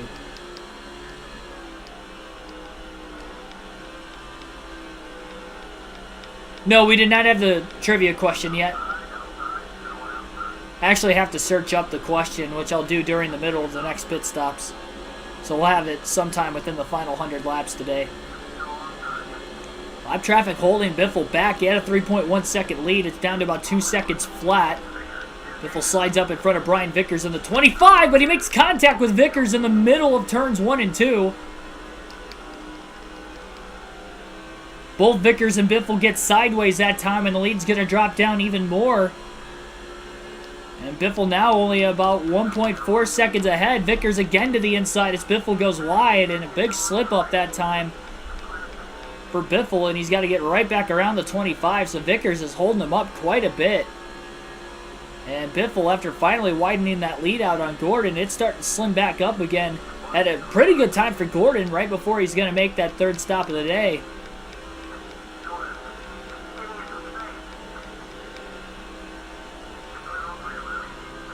And Vickers is in the wall off turn 2. It's going to put less pressure on him, or on Biffle, I should say, in the sake that Vickers is not going to be able to get back alongside of him again.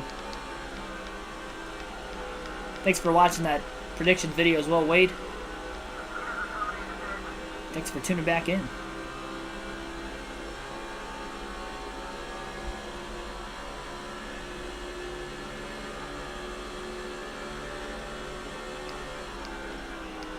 believe Gordon's pit yet. It's still about a 1.2 second lead.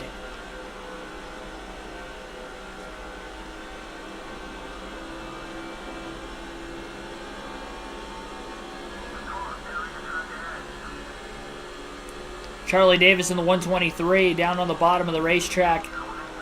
Oh, he's moving up. Biffle still got to the outside of him. It's a good thing this racetrack is the widest in NASCAR. Biffle was able to work the outside lane to get around the very slow car of Charlie Davis through 3 and 4.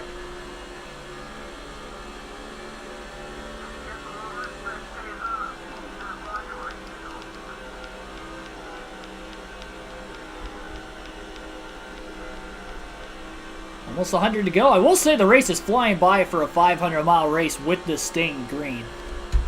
We could have a 500-mile race done in less than 3 hours today, based off of how it's running so far. Assuming it does stay green to the end.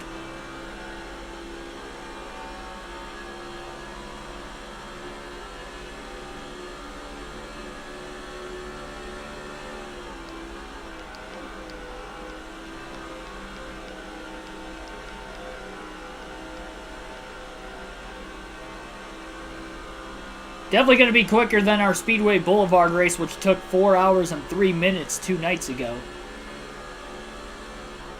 So we get a ton of cautions in the final 100 laps. Cautions do tend to breed cautions. We haven't seen a restart yet today. We had that initial start, but we know the restarts can be very crazy at now known Auto Club, but at this time California Speedway, with how wide this racetrack is. It's been hard to pass the leader all day today. The only real lead changes we have seen were in the middle of green flag pit stops. Second place, only a second behind Biffle still. I think Gordon pit. That might be another driver in second place. I can't tell who it is because they're too far behind.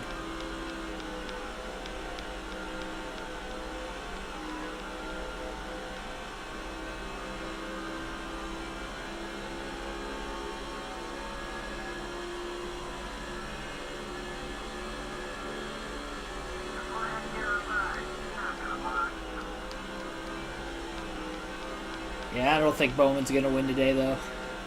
I'd be shocked if it happens, honestly. No matter what the circumstances are. That car just looks really slow this weekend for the 48 team. Biffle staying out this time by.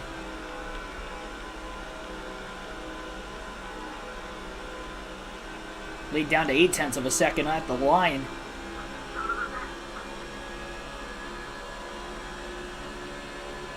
Biffle may stay out one more lap. Try to risk it to lap 151. That'll give him another lap led. And that will make the final 2 runs a little bit easier on him. And he would have to go 50 and 49 or 49 and 50 to the end. Wouldn't have to push the fuel tank quite as far. So that's what's going to happen here for Biffle. He's going to risk it now. Whoever was in second place just pitted that time off of turn 4. 100 laps to go at the California Speedway today. Greg Biffle leads. He's from the West Coast in the Pacific Northwest, trying to win a West Coast race.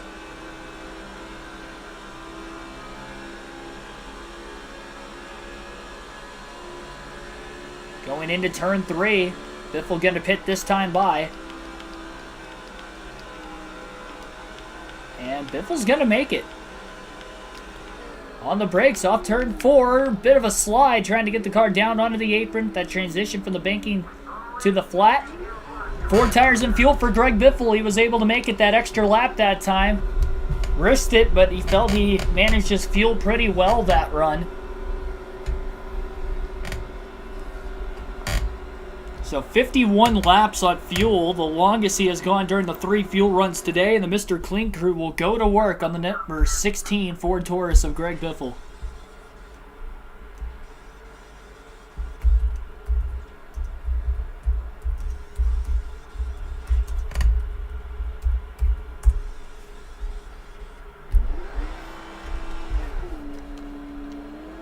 Gonna pause it for a quick moment as Biffle's coming out of the pit lane so I can get that trivia question for you guys.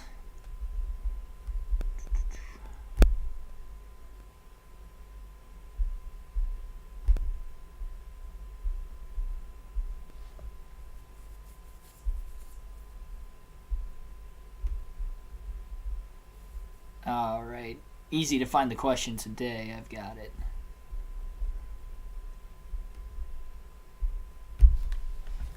Didn't take very long. That was intense. May have been. Jamie McMurray going to stay on the racetrack. And Ryan Newman in the 12 car. Going to cycle in front of Greg Biffle all of a sudden. Jeff Gordon side by side with another car right now in the backstretch. Can't tell who it is. I think it's Brian Vickers in the 25 he just passed. And Vickers going to cross him over into turns 3 and 4. Gordon's going to cycle out a little bit behind Biffle this time. Jamie McMurray was able to stay on the track, lead a lap.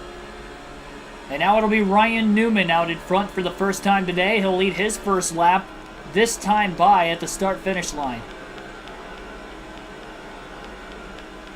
Cue the duck, Aflac. Yeah, today's Aflac trivia question. Aflac! That was a terrible impersonation of the duck. What is it? What do they use that for? What is the Aflac trivia question? Isn't that the, isn't that college football? On ESPN? I can see Chris Fowler saying that right now. We got pinched off by the lap car that time off of turn 4. Oh, we got Charlie Davis slowing up race leader Ryan Newman on the outside lane as well. Biffle's already on the outside of the 151, and he cuts low underneath Casey Mears, the other Chip Ganassi Dodge on the outside.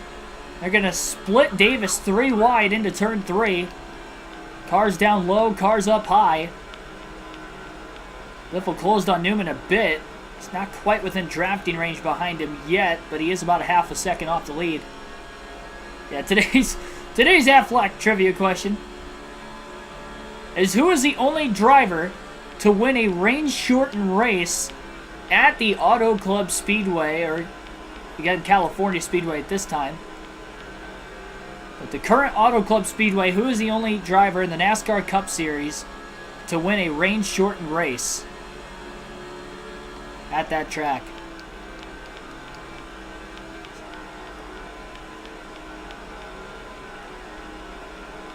Give that trivia question to you guys here at lap 160 if you don't get it. I think you guys will be able to get it.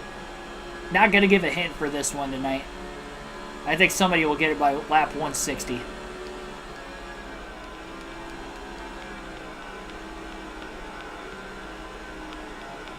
Yeah, Seth Thomas got it. First guess.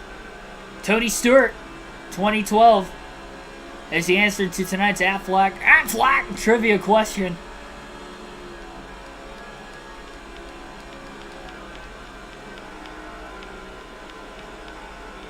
Tony Stewart, 2012. The only ever range-shortened race.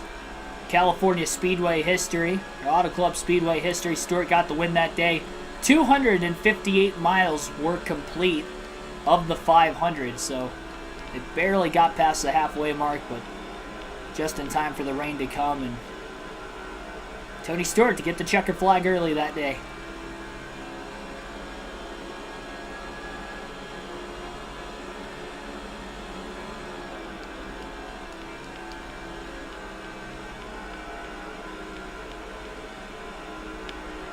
Yeah, it was one that wasn't that long ago, so I figured you guys were gonna get it. Derek Booth with the Aflac and the exclamation points at the end of it in the chat.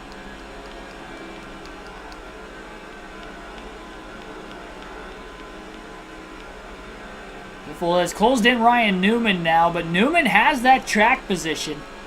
We know that's been so vital to have the track position today. As he gets to the inside of the 178 car. Not going to get trapped behind him, and we'll see what kind of a drive Ryan Newman will have in that 12 car. As the Altel Dodge for Penske Racing leads at Penske's own racetrack. We'll alternate through the different camera angles for now. And it's going to be tough for Greg Biffle to make this pass for the lead. He's going to try to do it, though. Maybe a little patient. Ryan Newman pit at lap 150. I believe he was the car in second place. So he is right on the edge on fuel. He has to go 50 laps each of these last two runs. Greg Biffle in a little bit better circumstance because he waited to lap 151 that last time. So he only has to go 50 and 49 laps these final two runs if he's going to want to get to the lead with this Subway Ford. Again, assuming we don't get a caution, which so far we haven't through 160 laps.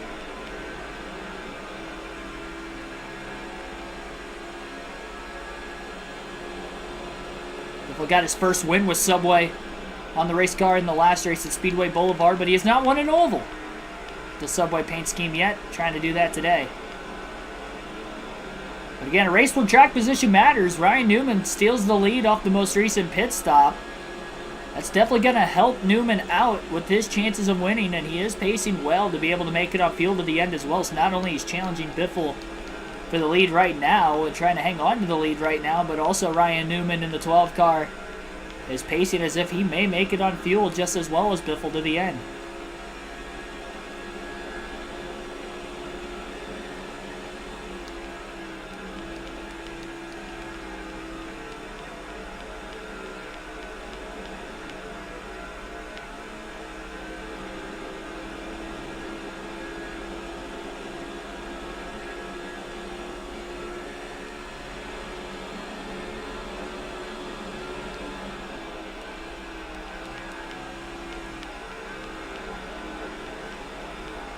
Who would have thought a track this wide we were going to see a tough time of passing today?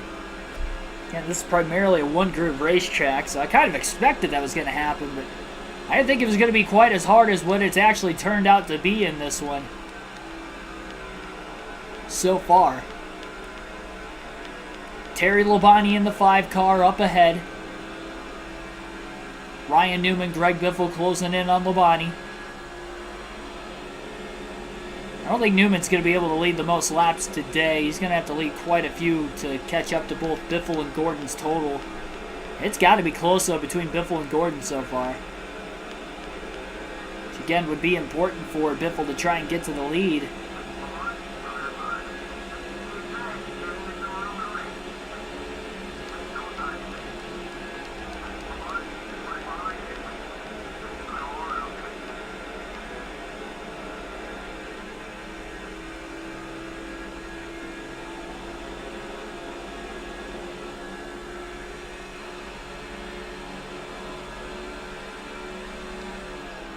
Yeah, honestly, my experience with the actual plane flight itself wasn't as bad. I didn't think it was, bad at all. It's definitely something I'm probably going to end up doing when I go to Phoenix this year. Good chance I'm going to end up flying.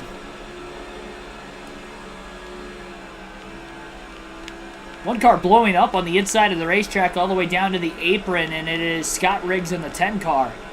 Was blown an engine. Jimmy Johnson's blown an engine in 3 straight coming into today's race, and this is his home track, closest to where he grew up in El Cajon, California.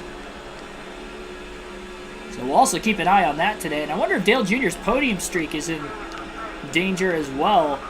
He's ran top 4 most of the day. Newman is up there now. As of right now, Jeff Gordon's in 3rd. Biffle's 2nd, obviously, behind race leader Ryan Newman. So maybe looking as if Dale Jr. might not get a top 3 today, and that would be the first time in 6 races as he's tried to go for 6 in a row.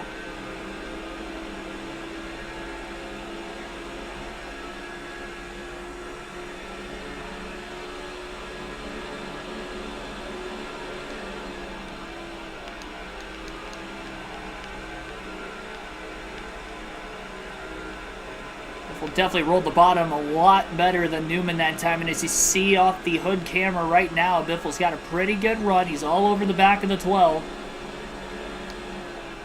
Goes a little bit wide on corner entry that time. Biffle rolls the bottom, but he's just not able to get underneath the 12 car.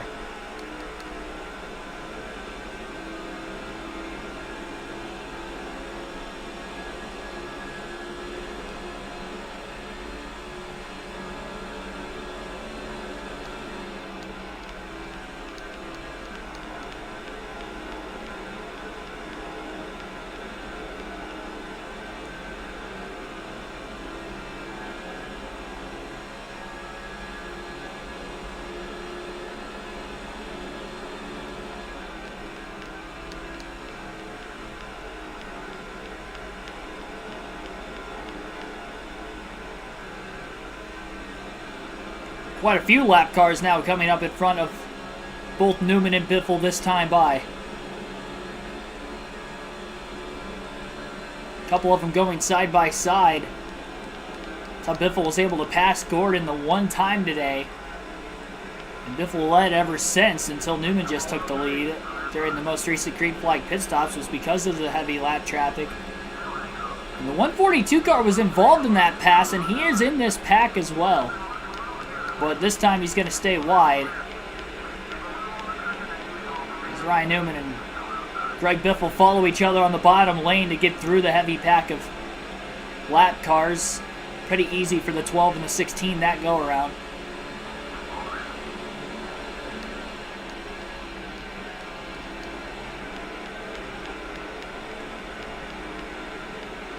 Ricky Craven in the 32. He's already a lap down as the next lap car up ahead.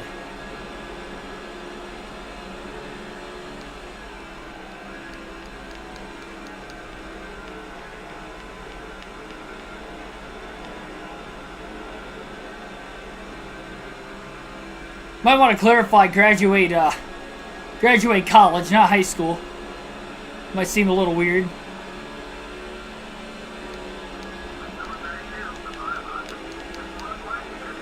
It was high school.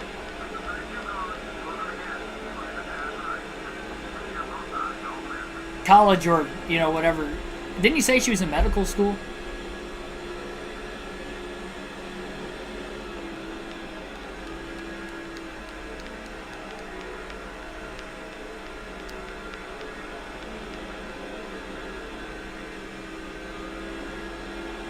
Message.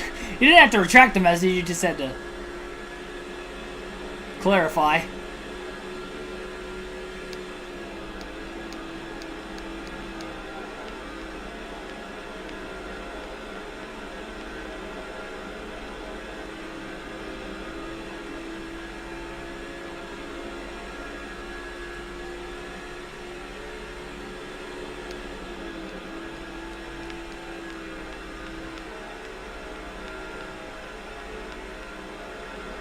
Charlie Davis is the next lap car up ahead, it looks like. One of the next lap cars.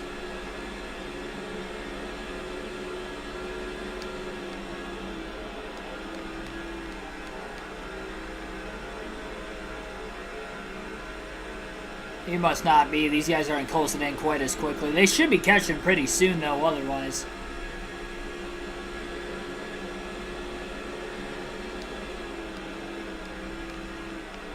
There he is. Charlie Davis up on the outside as Ryan Newman and Greg Biffle race down towards the bottom. Rusty Wallace and Austin Hamilton up ahead. Crazy Wallace is about to go a lap down, running mid-pack where his teammate Ryan Newman is leading the race with less than 90 laps to go at the California Speedway.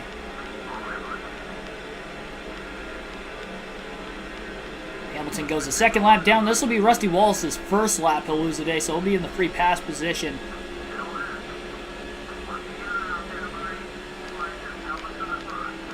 Newman still blocking down to the bottom. Jamie McMurray now the last car in the lead lap in the 42 up ahead.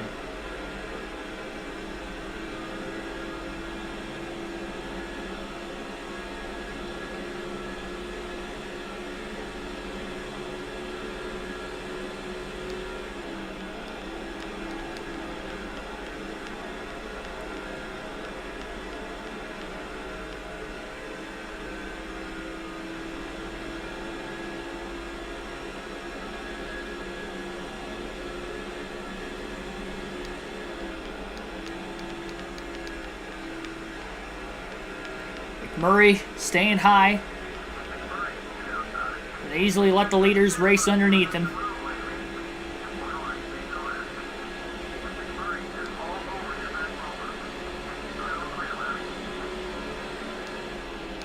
Newman's hugging the bottom most of the way around the track, especially on the front stretch as well. Making Greg Biffle's life a little hard in trying to make that pass for the lead.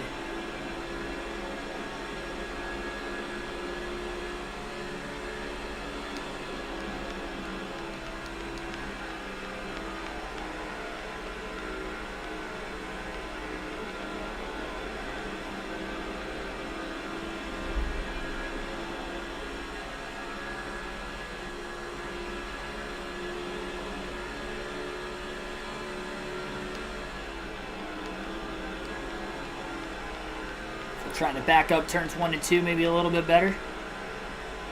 So looks for another run on the 12 of Newman. Not going to happen that time either. The big moment of truth is going to be that final pit stop coming up around lap 200 for both Ryan Newman and Greg Biffle. And why I say that is because of how much track position has mattered today and how hard it has been to pass. Newman leads now. Biffle needs to keep the pressure on him.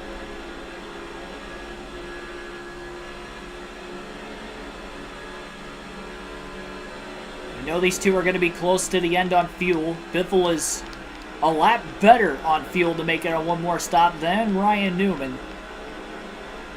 And Newman, as of right now, has been pacing himself well enough that he should be able to make it. As long as he makes it to lap 200 before he pits this time, he's going to have a good shot at being able to make it to lap 250 from there. Now Michael Waltrip in the 15 car.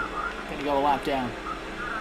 Halfway on fuel, lap 177, coming to lap 178 at the line this time for Biffle. So it is definitely looking really good for him. So go back to the far chase cam the next time by, and we'll stay there for the rest of the race. Biffle finally clears Waltrip in the middle of turns 1 and 2, and try to hop back in line to get a run on Newman here pretty soon. After this next lap car in front of Ryan Newman, they're not going to catch another lap car for a while outside of Charlie Davis. Looks like the 137 car will be the next one. He's already one lap down.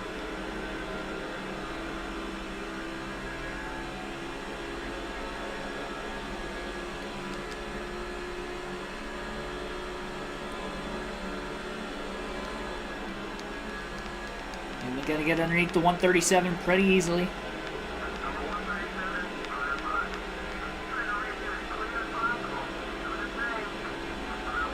Low Biffle is, but Newman just as low on the back straightaway. Biffle going to try to back up turns 3 and 4. It's not going to work. That 12 car looks just as strong as even Jeff Gordon did earlier. Biffle lost a lot of ground that time through 3 and 4, and he'll try to get it back on the front stretch in the draft. 199 miles an hour into turn 1.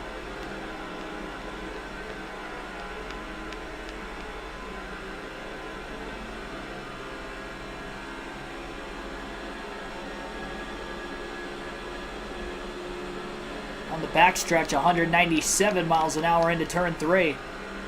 Newman rolling the middle to upper lane that time. Left a lot of bottom open, and here's Greg Biffle.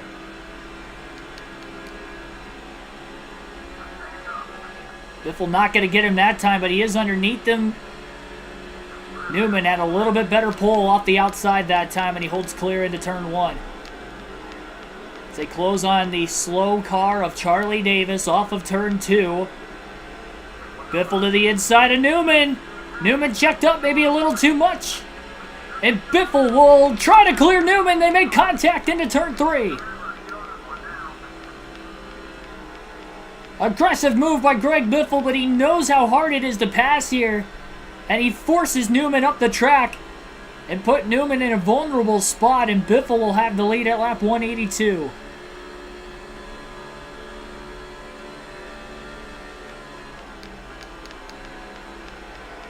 That was a gutsy move.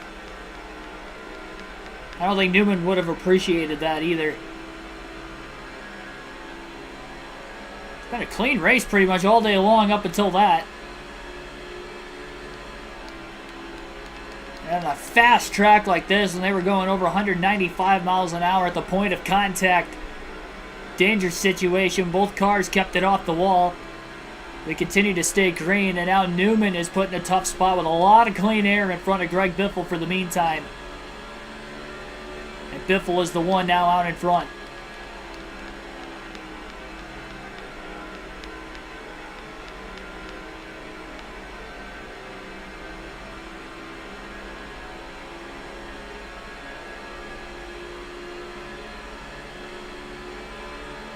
It's 67 laps to go this time by.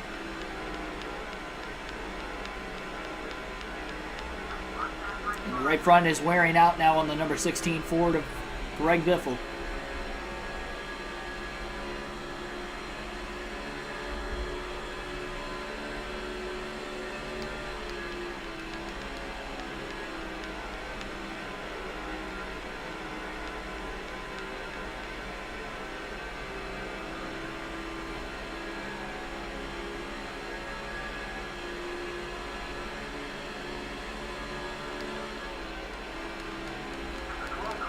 Biffle just missed turn 3, and Newman may get back around him. Biffle on the outside. Trying desperately to side draft the right rear corner panel of Newman. Newman back out in front. Biffle got caught sleeping into turn 3, and Newman is back out in front again. And he raced Biffle straight up that time either. He didn't have to completely shut the door on him. You might think about doing that now. A mistake for Biffle on the backstretch. Losing a little bit of ground.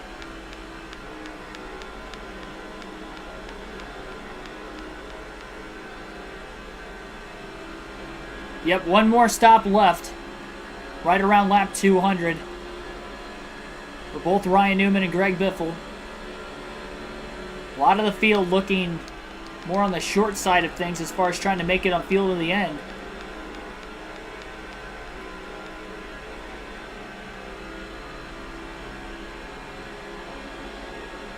And so far a caution-free day.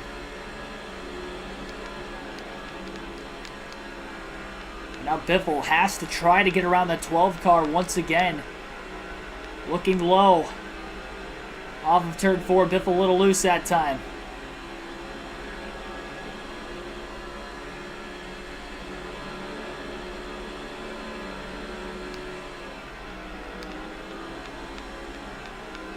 Really trying to get the car to cut in turns 1 and 2.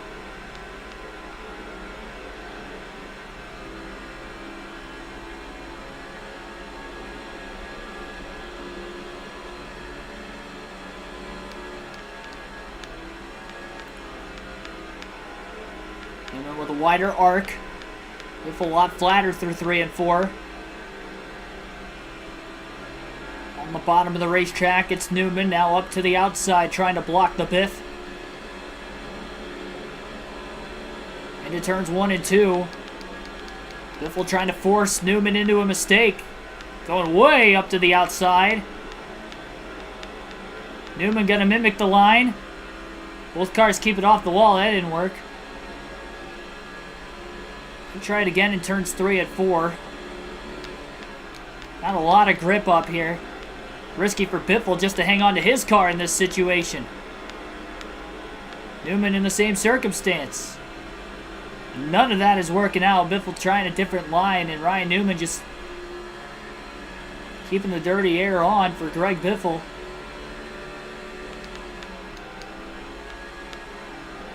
Again, into turns 1 and 2.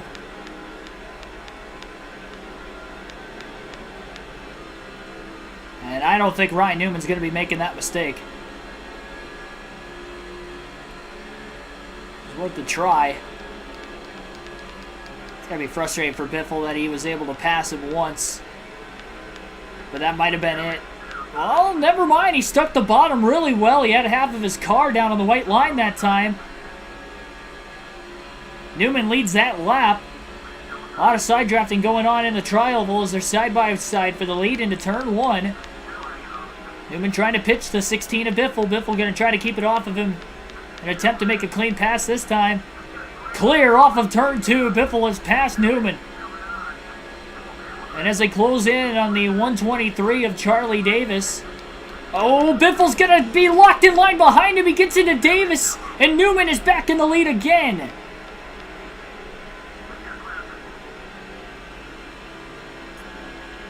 My goodness.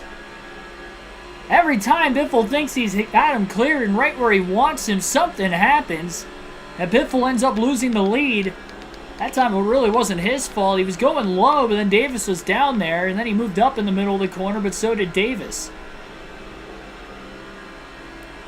60 laps to go.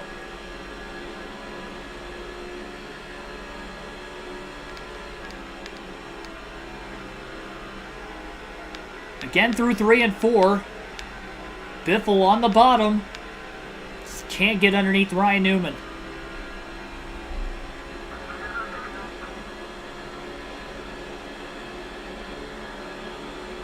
Massive run in the draft, 200 miles an hour into turn 1.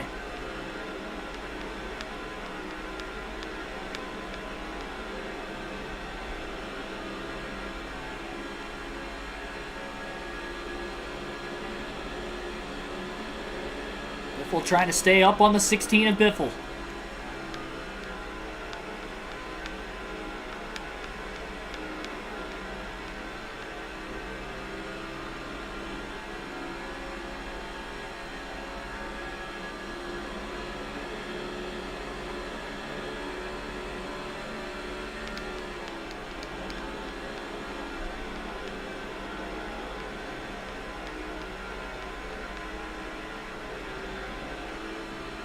Don't believe Ryan Newman has won a race yet this season. This could be his first halfway through the year.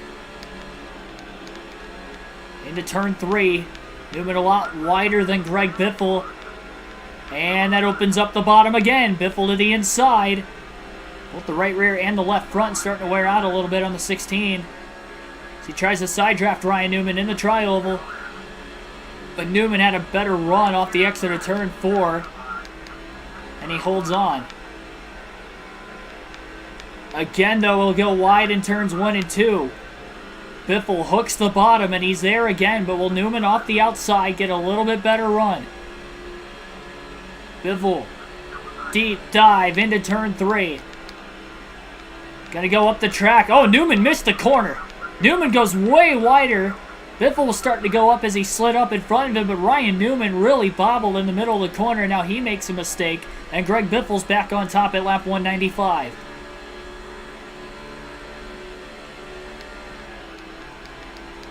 It's the most passing we've seen back and forth for the lead all day long.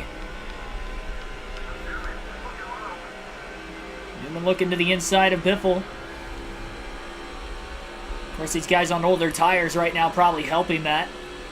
A lot less grip in the race cars at this point in the run.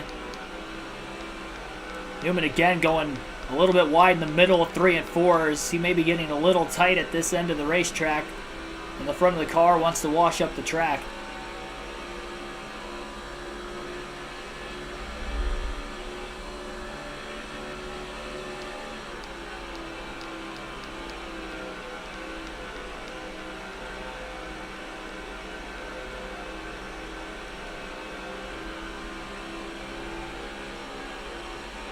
At least with the hard racing going on between Biffle and Newman, it's going to be harder for Newman to try and save any sort of gas with him pushing hard. Again, we'll see if he'll make it to lap 200. Again, Newman goes wide in 3 and 4.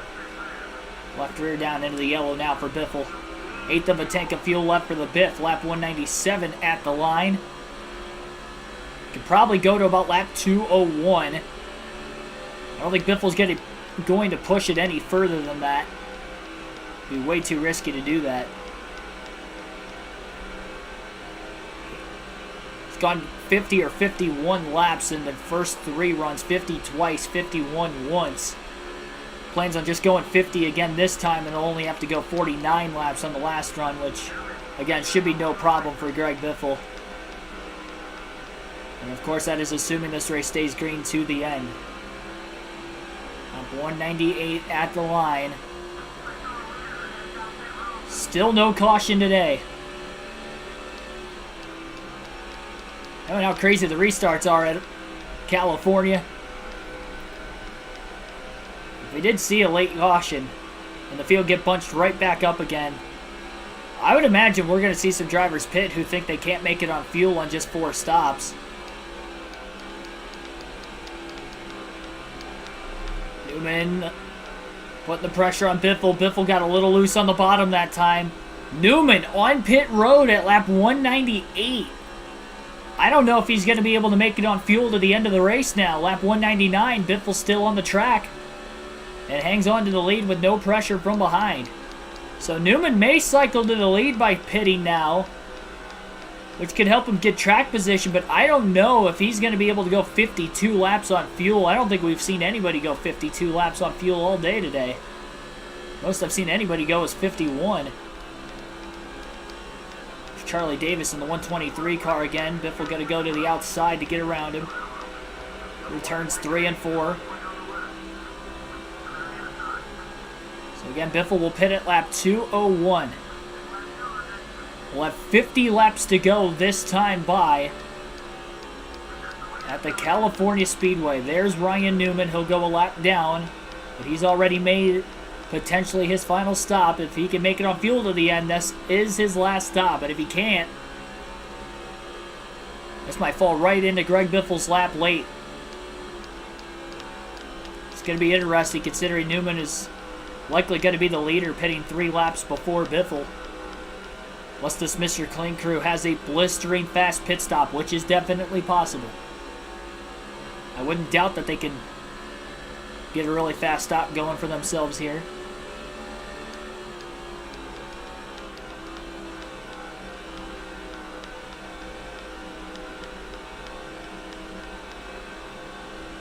Obviously, Biffle has to make sure he doesn't speed. He's gotten onto pit road pretty well for the most part. He's gotten a little loose off the transition from the banking down to the apron, but that's been about it.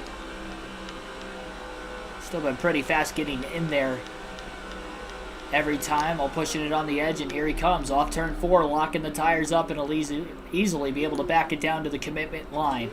4 tires and fuel for Greg Biffle. Again, no adjustments for the 16 car today, and this is the money stop. Final one of the day for Greg Biffle. We know he can make it on fuel to the end. He only has to go 49 laps. Ryan Newman going to have to go 52, though. And that is who is battling Biffle for this win late.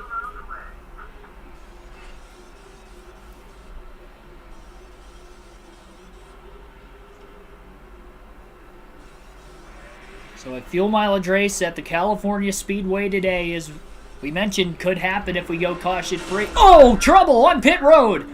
That's going to cost Greg Biffle time. Damage to the right rear. He was pulling out of his boxes.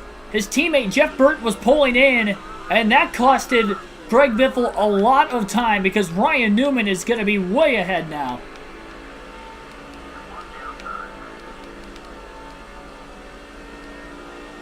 Very costly for Greg Biffle. Pit crew itself did a great job.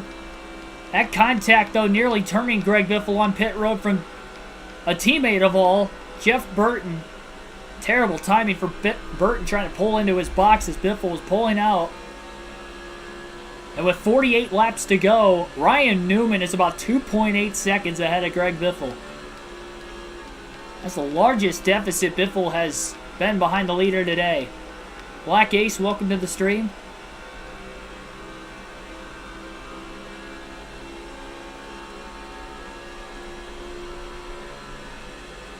This could allow Newman to try to save fuel as well, with now having at least a decent-sized gap over Greg Biffle. Definitely Newman's largest lead of the day.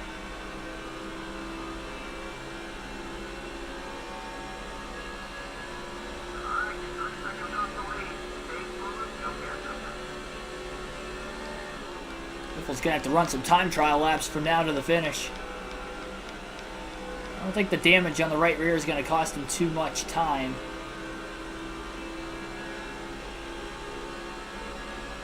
Nope.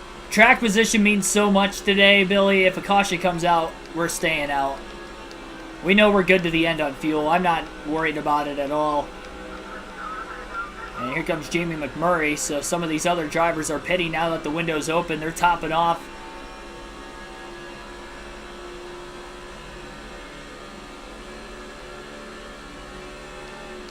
Yeah, Biffle's staying out of the pits even if we get a late caution.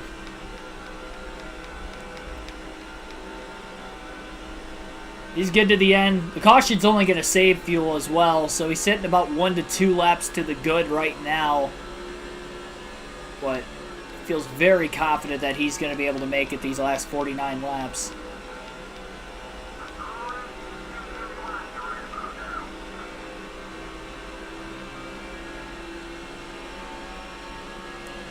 Biffle to the inside of another California native, Robbie Gordon. Already 1 lap down. I believe he's actually 2 down as we run. Still under green flag conditions. We'll be catching Charlie Davis a handful more times before the end of this race as well. Probably 5 or 6 more times I'll catch Davis before the end. Could potentially cost Ryan Newman some time.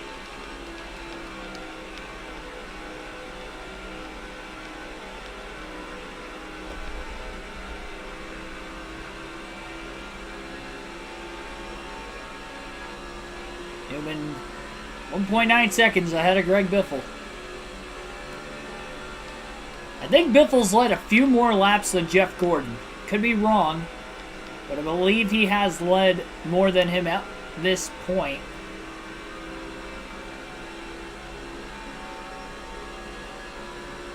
But we know how hard it is to pass the leaders today. Biffle's only been able to pass Ryan Newman without any help from lap traffic once without making any contact with him. So if he's going to make a clean pass here late, let's see.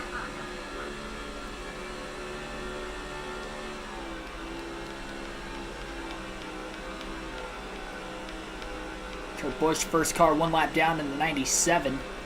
So next car Biffle will have to catch. Kurt Busch in the free pass position. If a caution does come out, he'll get back on the lead lap.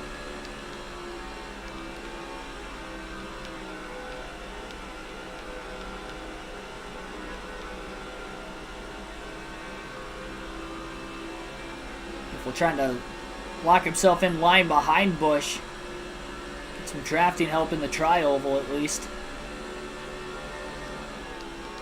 I assume Busch is just going to let Biffle go when he gets there. So Charlie Davis was on pit road. That was a good time for both Biffle and Newman to cycle around Davis. Not going to cost either one of those two any time. Davis is going to be slow again, but he's going to already be behind the 16. Biffle goes low into turn 3. Kurt Busch goes really high. Using that outside lane, he's going to allow his teammate Biffle to clear him off of turn 4, and now no lap cars are between the top 2. A little bit of a gap for Newman before he catches another lap car in front of him.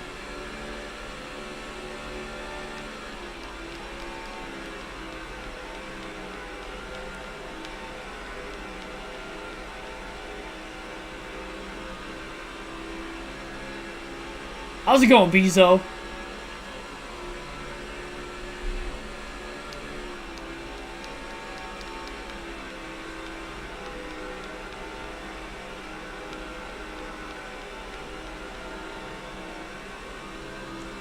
Fresh tires would definitely be a difference maker if we see cars pit. If we do get a late caution in this one. Maybe that is the difference in trying to pass the leader on the clean air, with the clean air of Greg Biffle. Or whoever it would be. Maybe Newman stays out as well. I mean, Newman, if he is 2 laps short on fuel, a lap or 2 short, like we're thinking he is, and 3 laps under caution would be enough to save. He could potentially stay out as well. I think we would see some drivers stay out, but I think we'll also see some pit. I don't think everybody's going to pit. There have been a few cars who have already made their final stop of the day that can make it on fuel. But they're already a lap down because they short pitted. As soon as that window opened, I believe Biffle has saved enough that he should be able to make it.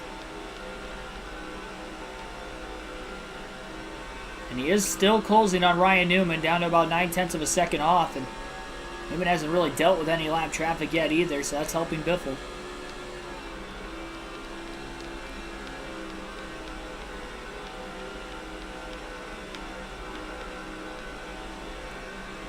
This race has slowly been building up to the finish. And with 38 laps to go and Biffle closing on Newman, should be a very good battle for the lead.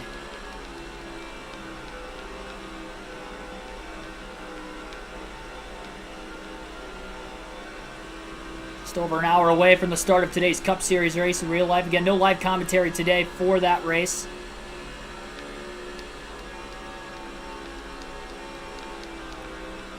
Be at my grandpa's house watching the race today.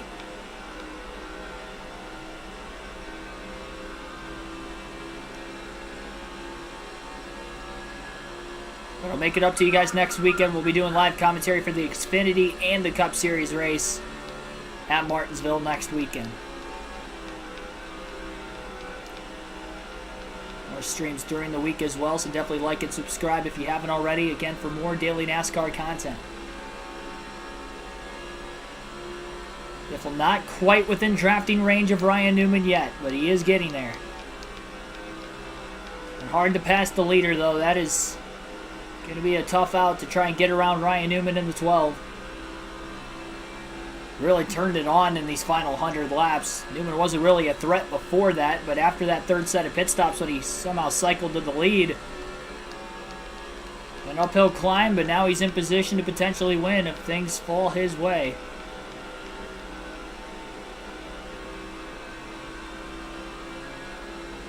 Lap cars going side by side, it looks like, on the backstretch. Biffle could get to Newman by the time Newman catches those lap cars. That would be great for Biffle. And would definitely better his chances of being able to get around Newman. But he's within range to try and draft off of him now through the tri-oval this time by. 35 laps to go. Going to increase Greg Biffle's speeds a little bit into turn 1.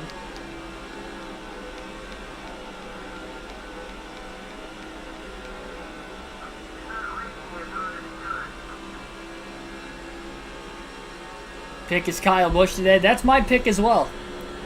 Vixen's video already out on the channel, so I'll tell you guys straight out right now that Kyle Busch is my pick to win today too. Kyle frickin' Busch. KFB.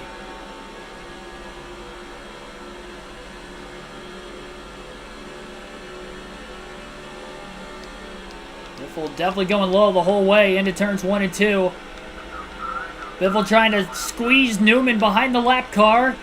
Off the exit of turn 2, they are 3 wide. Newman had to hold on strong to the middle lane. Biffle was able to get underneath and maybe a little help from the lap car. Another lap car in line behind Biffle. And off the exit of turn 4, Biffle clears Newman with a clean pass. And they're closing on Bobby Labonte and Charlie Davis. Davis slow in the tri-oval. Biffle gets down to the bottom. Newman stuck on the outside because the 178 got underneath him off of turn 4 as well. And Ryan Newman's about 0.6 of a second behind Greg Biffle, and there's a lap car between them as well. 33 to go. Greg Biffle back out in front at the California Speedway.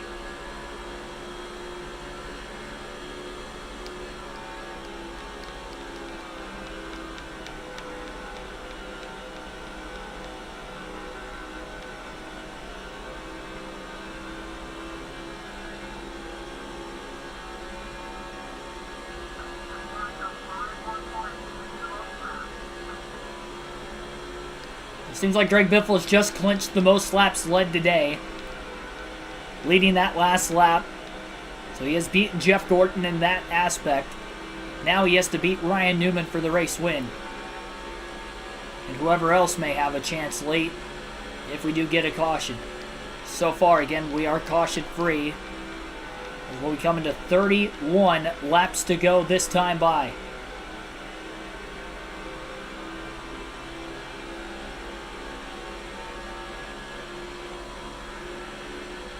There's a few Kyle Busch fans down there. I think Seth Thomas said earlier he's a Busch fan too.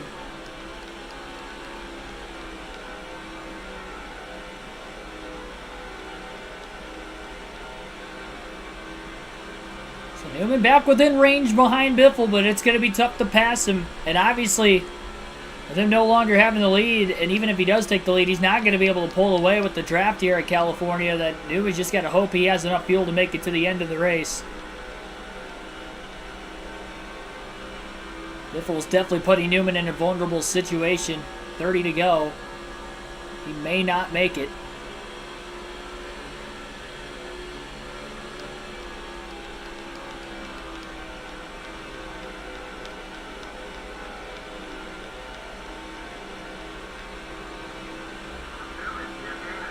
Good run off the exit of turn 2 for the 12 that time. 16 going to go down and try to block. Oh, Biffle slides into turn 3. How much momentum will Newman have as he went to that middle upper groove at the last second into turns 3 and 4? Biffle going down into the tri-oval to try and break the draft a little bit.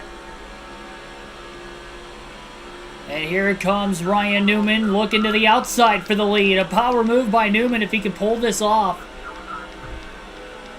But it doesn't look like he's going to be able to, and Newman will hold back. And he's in the wall off of turn 2. Newman pushed a little too hard on the outside that time as he gets into the wall off the exit of the corner, and Biffle will gap him just by a few car lengths. Didn't completely lose the draft, though. And he's still behind the 16.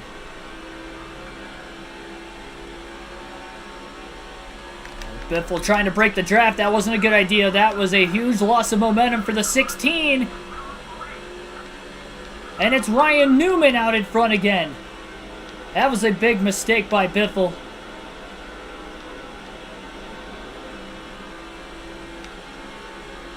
Biffle still sideways off of turn 2 now. Needs to reel this car back in again.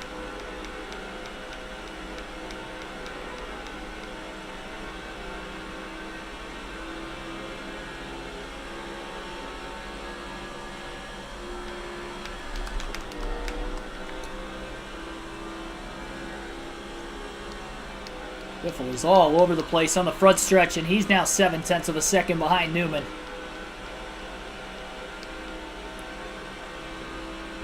It's the gap Newman wants.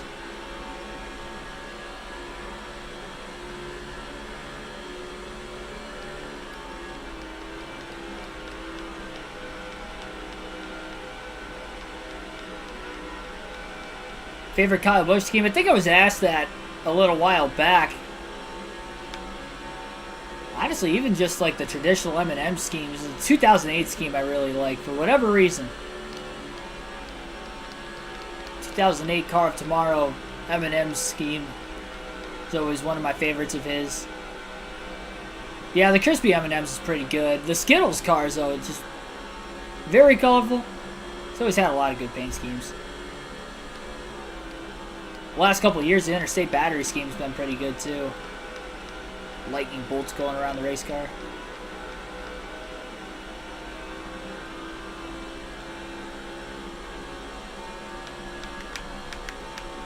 "25 laps to go." Gotta say, Biffle's been fighting a very loose race car off the exit of these corners the last few laps. She hasn't really had to deal with a loose car all day today. And he is progressively losing Ryan Newman in the 12.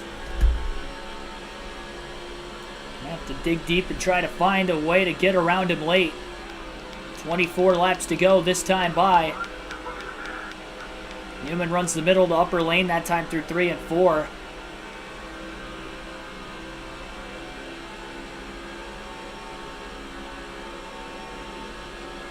Side-by-side lap traffic in front of Ryan Newman. Charlie Davis is one of the cars. Newman gets held up into turn 1. Biffle drives it in deep. He really wanted a chance to get around Newman there. Having troubles trying to hold the corner now off the exit of turn 2. Going down to block Bobby Labonte, who's a lap down in the 18. Making sure Labonte's not going to get underneath him into turn 3. Ryan Newman has the 6 of Mark Martin in front of him. Martin is Greg Biffle's teammate.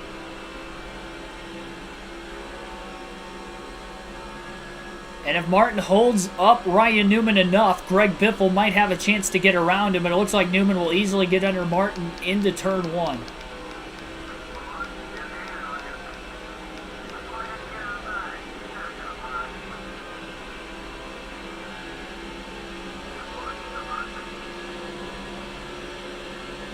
Biffle did close, but he couldn't close enough to try and challenge Ryan Newman for the lead. Newman going to go wide through 3 and 4.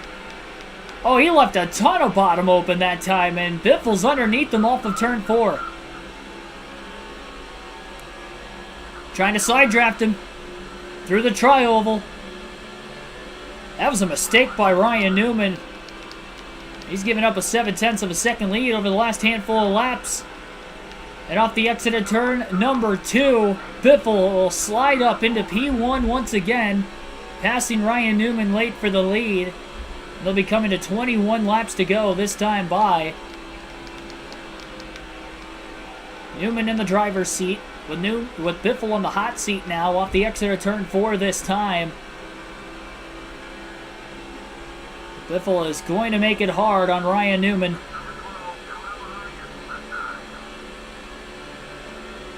It's definitely not going to be easy. It's been tough to pass all day today. Newman looking to the outside now. That did not work. He lost about a half a car length to Biffle through 1 and 2.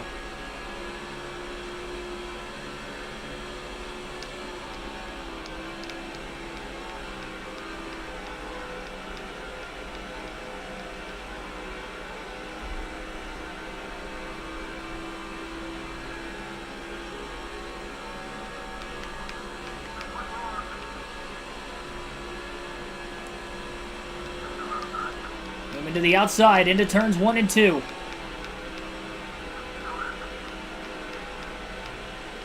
He had a pretty big run, but again, he is not able to get to the lead. It looks like Bobby Labonte might get underneath the 12 car into turn 3, and if he does, it's going to be tough. Oh, Biffle slides that time up the track in the middle of 3 and 4. Newman was able to get to the bottom underneath. Not underneath Biffle, but in front of Labonte. 19 laps to go. And Ryan Newman is looking for a run to potentially take the lead for what he hopes would be the last time.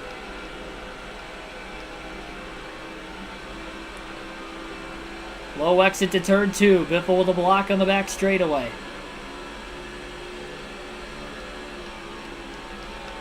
Newman maybe going to try the outside this time through 3 and 4. But by leaving the bottom open, Bobby Labonte is going to get underneath the 12 car. A bit of drafting help, though, behind Biffle. Biffle getting drafting help off of Scott Wimmer in the 22 in front of him. Going to build the speeds up into turn 1 at 199 miles an hour once again. And Newman may get stuck with Labonte down low. Newman is behind Wimmer in the 22 as Biffle clears Wimmer with a clean pass through turns 1 and 2. And now the side-by-side lap cars are in front of Newman but behind Biffle. And they will be closing in on Charlie Davis on the tri-oval this time by as well. I believe Charlie Davis is one of the 2 cars up ahead. I could be wrong. Yeah, I probably am wrong. I don't think it is him. Newman got around both Labonte and Wimmer through 3 and 4. That was a heck of a move. And he closes into turns 1 and 2. I don't know where he got that run from, but great job by Ryan Newman to get back into a strong position to potentially take the lead. Biffle with a block on the backstretch into 3. Newman to the outside again. Biffle does not want to give up the bottom. Right front going away in the middle of the corner. He'll wash up off the exit of turn 4. Ryan Newman with a run, looking to the inside in the tri-oval. Not going to get there this time. 16 laps to go. Oh, Biffle wide into 1 and 2, and there's Newman to the inside. They almost made contact in the middle of the corner. Biffle was trying to hold him tight. Trying to side draft him. A little bit of contact that time.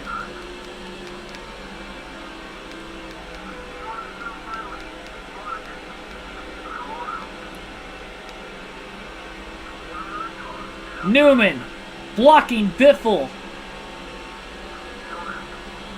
A lot of lap traffic. Here comes Charlie Davis again. Biffle is on the apron, down onto the bottom into 1, but he can't beat Newman there. And with 15 laps to go, it is Newman in front. Charlie Davis already in the rear view. Holding up another lap car. Derek Cope on the outside. Loses another lap in this one. Bobby Labonte still in the free pass position. He's been right behind the 2 leaders for a while. 14 to go this time by. I don't know when the last time I cried tears of joy. I mean, I've laughed so hard I cried a couple times, but somewhat recent memory, but I can't really like remember an emotional moment where I did that. I thought I would do it when I saw Blaney finally win in person at Michigan, and it didn't quite happen. I felt a little lightheaded, but that was about it.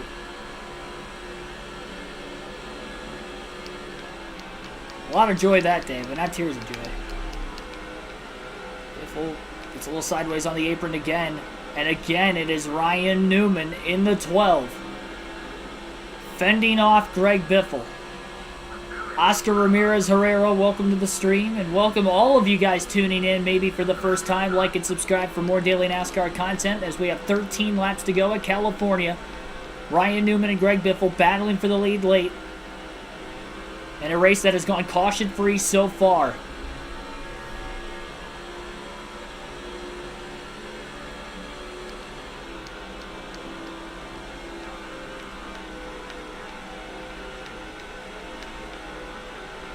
Could be the second caution-free race of this Nextel Cup Series custom schedule season.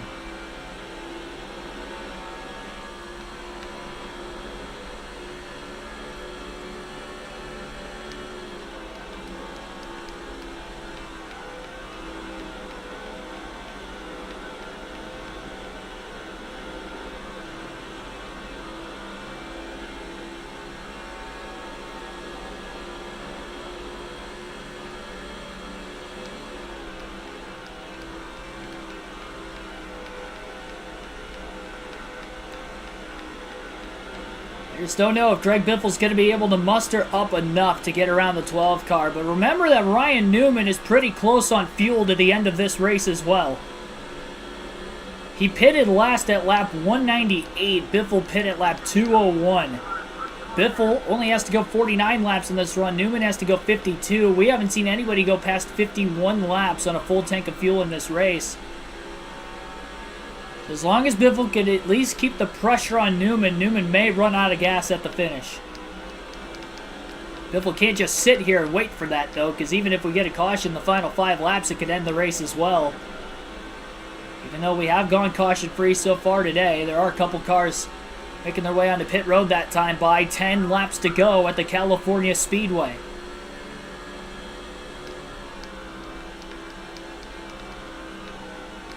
Biffle wiggles a little bit on the bottom. Newman's starting to gap him just a little bit. 142 car in front of Newman. Newman looking down to the bottom. Biffle trying to draft off of him. Newman is underneath the lap car into turns 3 and 4. Biffle closes quite a bit, but he gets a little loose off the exit of turn 4. That's going to hurt the momentum a little bit, and he's not going to be able to clear Russell Jackson like Newman did that time by. At the start-finish line, Biffle still has not cleared Russell Jackson. He's losing time on the front stretch. Now he clears him in the middle of 1 and 2. Nice set after the 12 of Newman.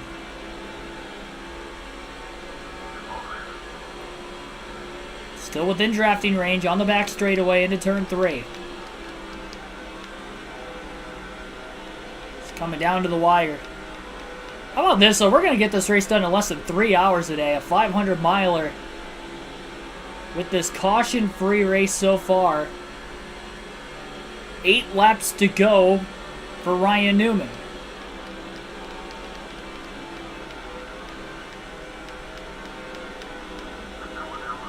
That lap car just got to the inside of Biffle off the exit of turn 2. I think Biffle's got to run up the high side. He'll stay clear.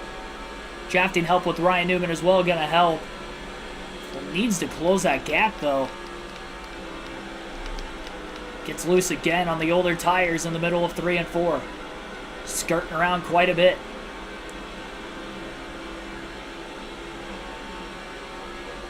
Seven to go.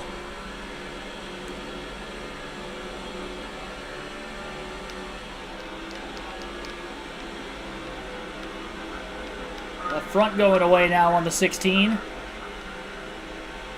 sure the left rear will hit the yellow before the checkered flag as well. They will catch Charlie Davis one more time before the end of this race also.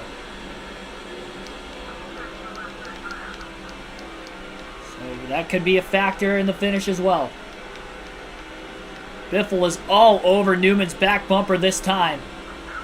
And into the tri-oval. Newman couldn't block down low enough. Biffle is there. Trying desperately, but Newman with a little more straightaway speed that time. Pinches off the 16. Into turns 1 and 2 as they get around the 103 car. They'll both clear him.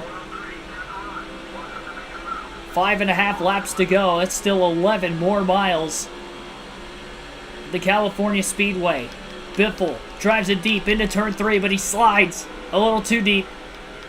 And as he washes up the racetrack, Newman is washing up the track as well. Everybody just trying to hold on. Does Newman have enough fuel to make it to the finish?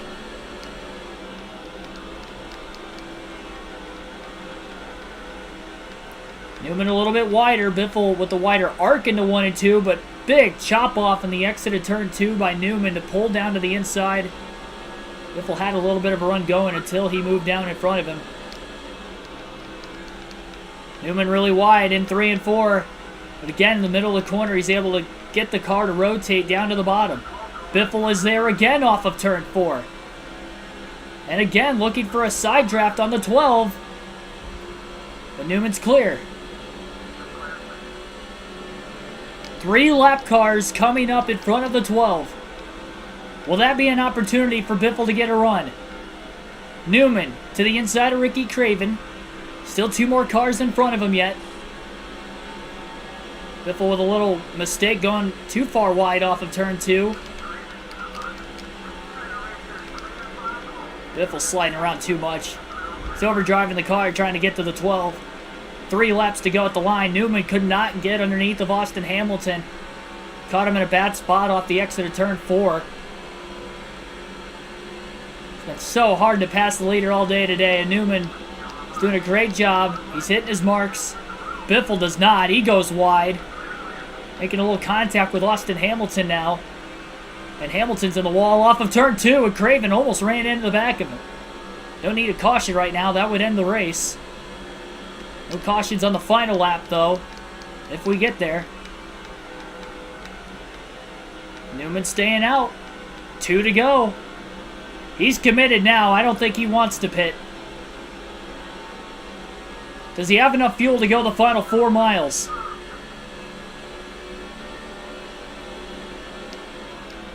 Biffle trying to trap Newman behind the lap car. Into turns 1 and 2. He may do it. Mike Murphy in the 199 may have gotten in the way. They're 3 wide down the backstretch. Newman in the middle. Biffle on the bottom. And a lap car of Murphy on the outside. Into turn 3. Biffle to the lead off of turn 4. White flag this time by. Biffle looking for his 10th win of the season. 1 more lap for Newman to make it on fuel, but now it's Biffle trying to wheel this car to victory lane. And Murphy is underneath the 12 of Newman. This is costing Newman a lot of time. And Murphy clears Newman off of turn 2. And that should be the win for Greg Biffle. Into 3 and 4. Newman to the inside of Murphy, but he's too far back now. And Greg Biffle is going to win, making him pass with 2 laps to go. Coming to the white flag. Win number 10 of the season for the Biff. And a max point stay as he led the most laps today as well. Greg Biffle will expand his points lead over Dale Earnhardt Jr. It was just 2 points of a difference between Jr. and Biffle into the race today. And a great win for the 16 team. And he got around him clean.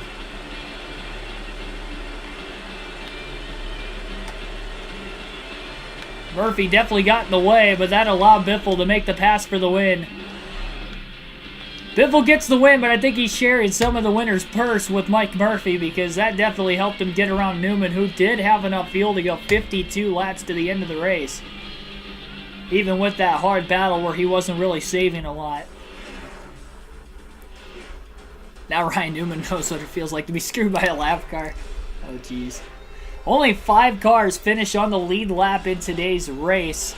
We did see some drivers pit there towards the end, so I would not be surprised if some of the drivers that you see maybe that were running in the top 10 today and did not finish in the top 10 ran out of fuel towards the end.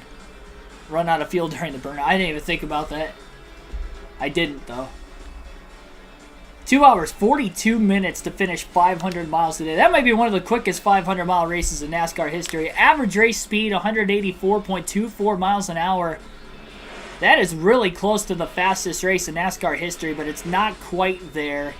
Might be the fastest race in California Speedway history. 20 lead changes today. Again, caution-free for the second time this Nextel Cup Series season. Greg Biffle led 104 of the 250 laps today. Ryan Newman finishes in second with 74 laps led.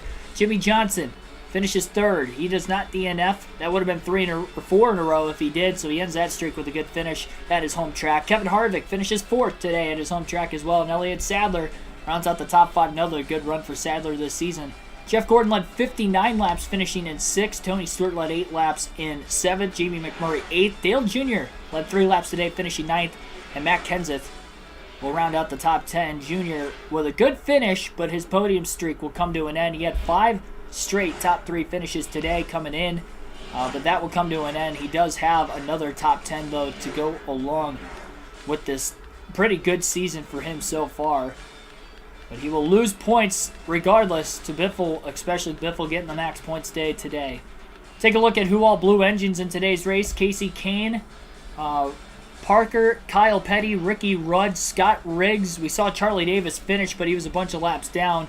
Ward Burton also blew an engine late. And those were the only drivers who had DNF'd in today's race. So it looks like we had 6 drivers total who DNF'd and 7 had some sort of an engine issue. Margin of victory was 0.4 of a second between Greg Biffle and Ryan Newman.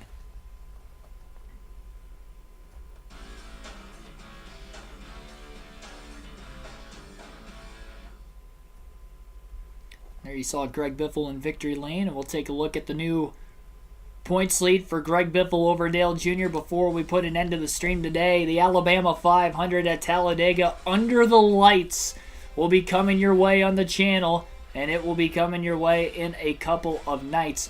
Tomorrow night, I believe we will be having an online lobby of NASCAR 21 Ignition. I plan on doing a Busch Series race before that. Our next Busch Series race is at Chicagoland. So tomorrow night at 6 p.m. Eastern Standard Time will be our NASCAR 05 live stream at Chicagoland for the NASCAR Busch Series, next race of the custom schedule season there. And then tomorrow night, following that, we will do the online lobby of NASCAR 21 Ignition. So like and subscribe for more daily NASCAR content there. No live race commentary today. That is why we ran this race here this afternoon in replacement. So hopefully you guys enjoyed the Richmond Raceway race today. I'm at my house this weekend, but I will be actually going to my grandpa's house to watch the race with him today, spending time with the family there. So that is why I'm not doing any live commentary. But again, at Martinsville next week, I'll make it up to you guys, not only doing the commentary for the Cup race, but also doing the commentary for the Xfinity Series race Friday and Saturday night next week at Martinsville. So we'll have a little bit of a doubleheader action next weekend as far as the live race commentary goes. Thank you, everybody. Post-race analysis video will be out on the channel tomorrow. Again, hopefully you enjoyed the race today, and I'll see you guys next time. Thanks for watching.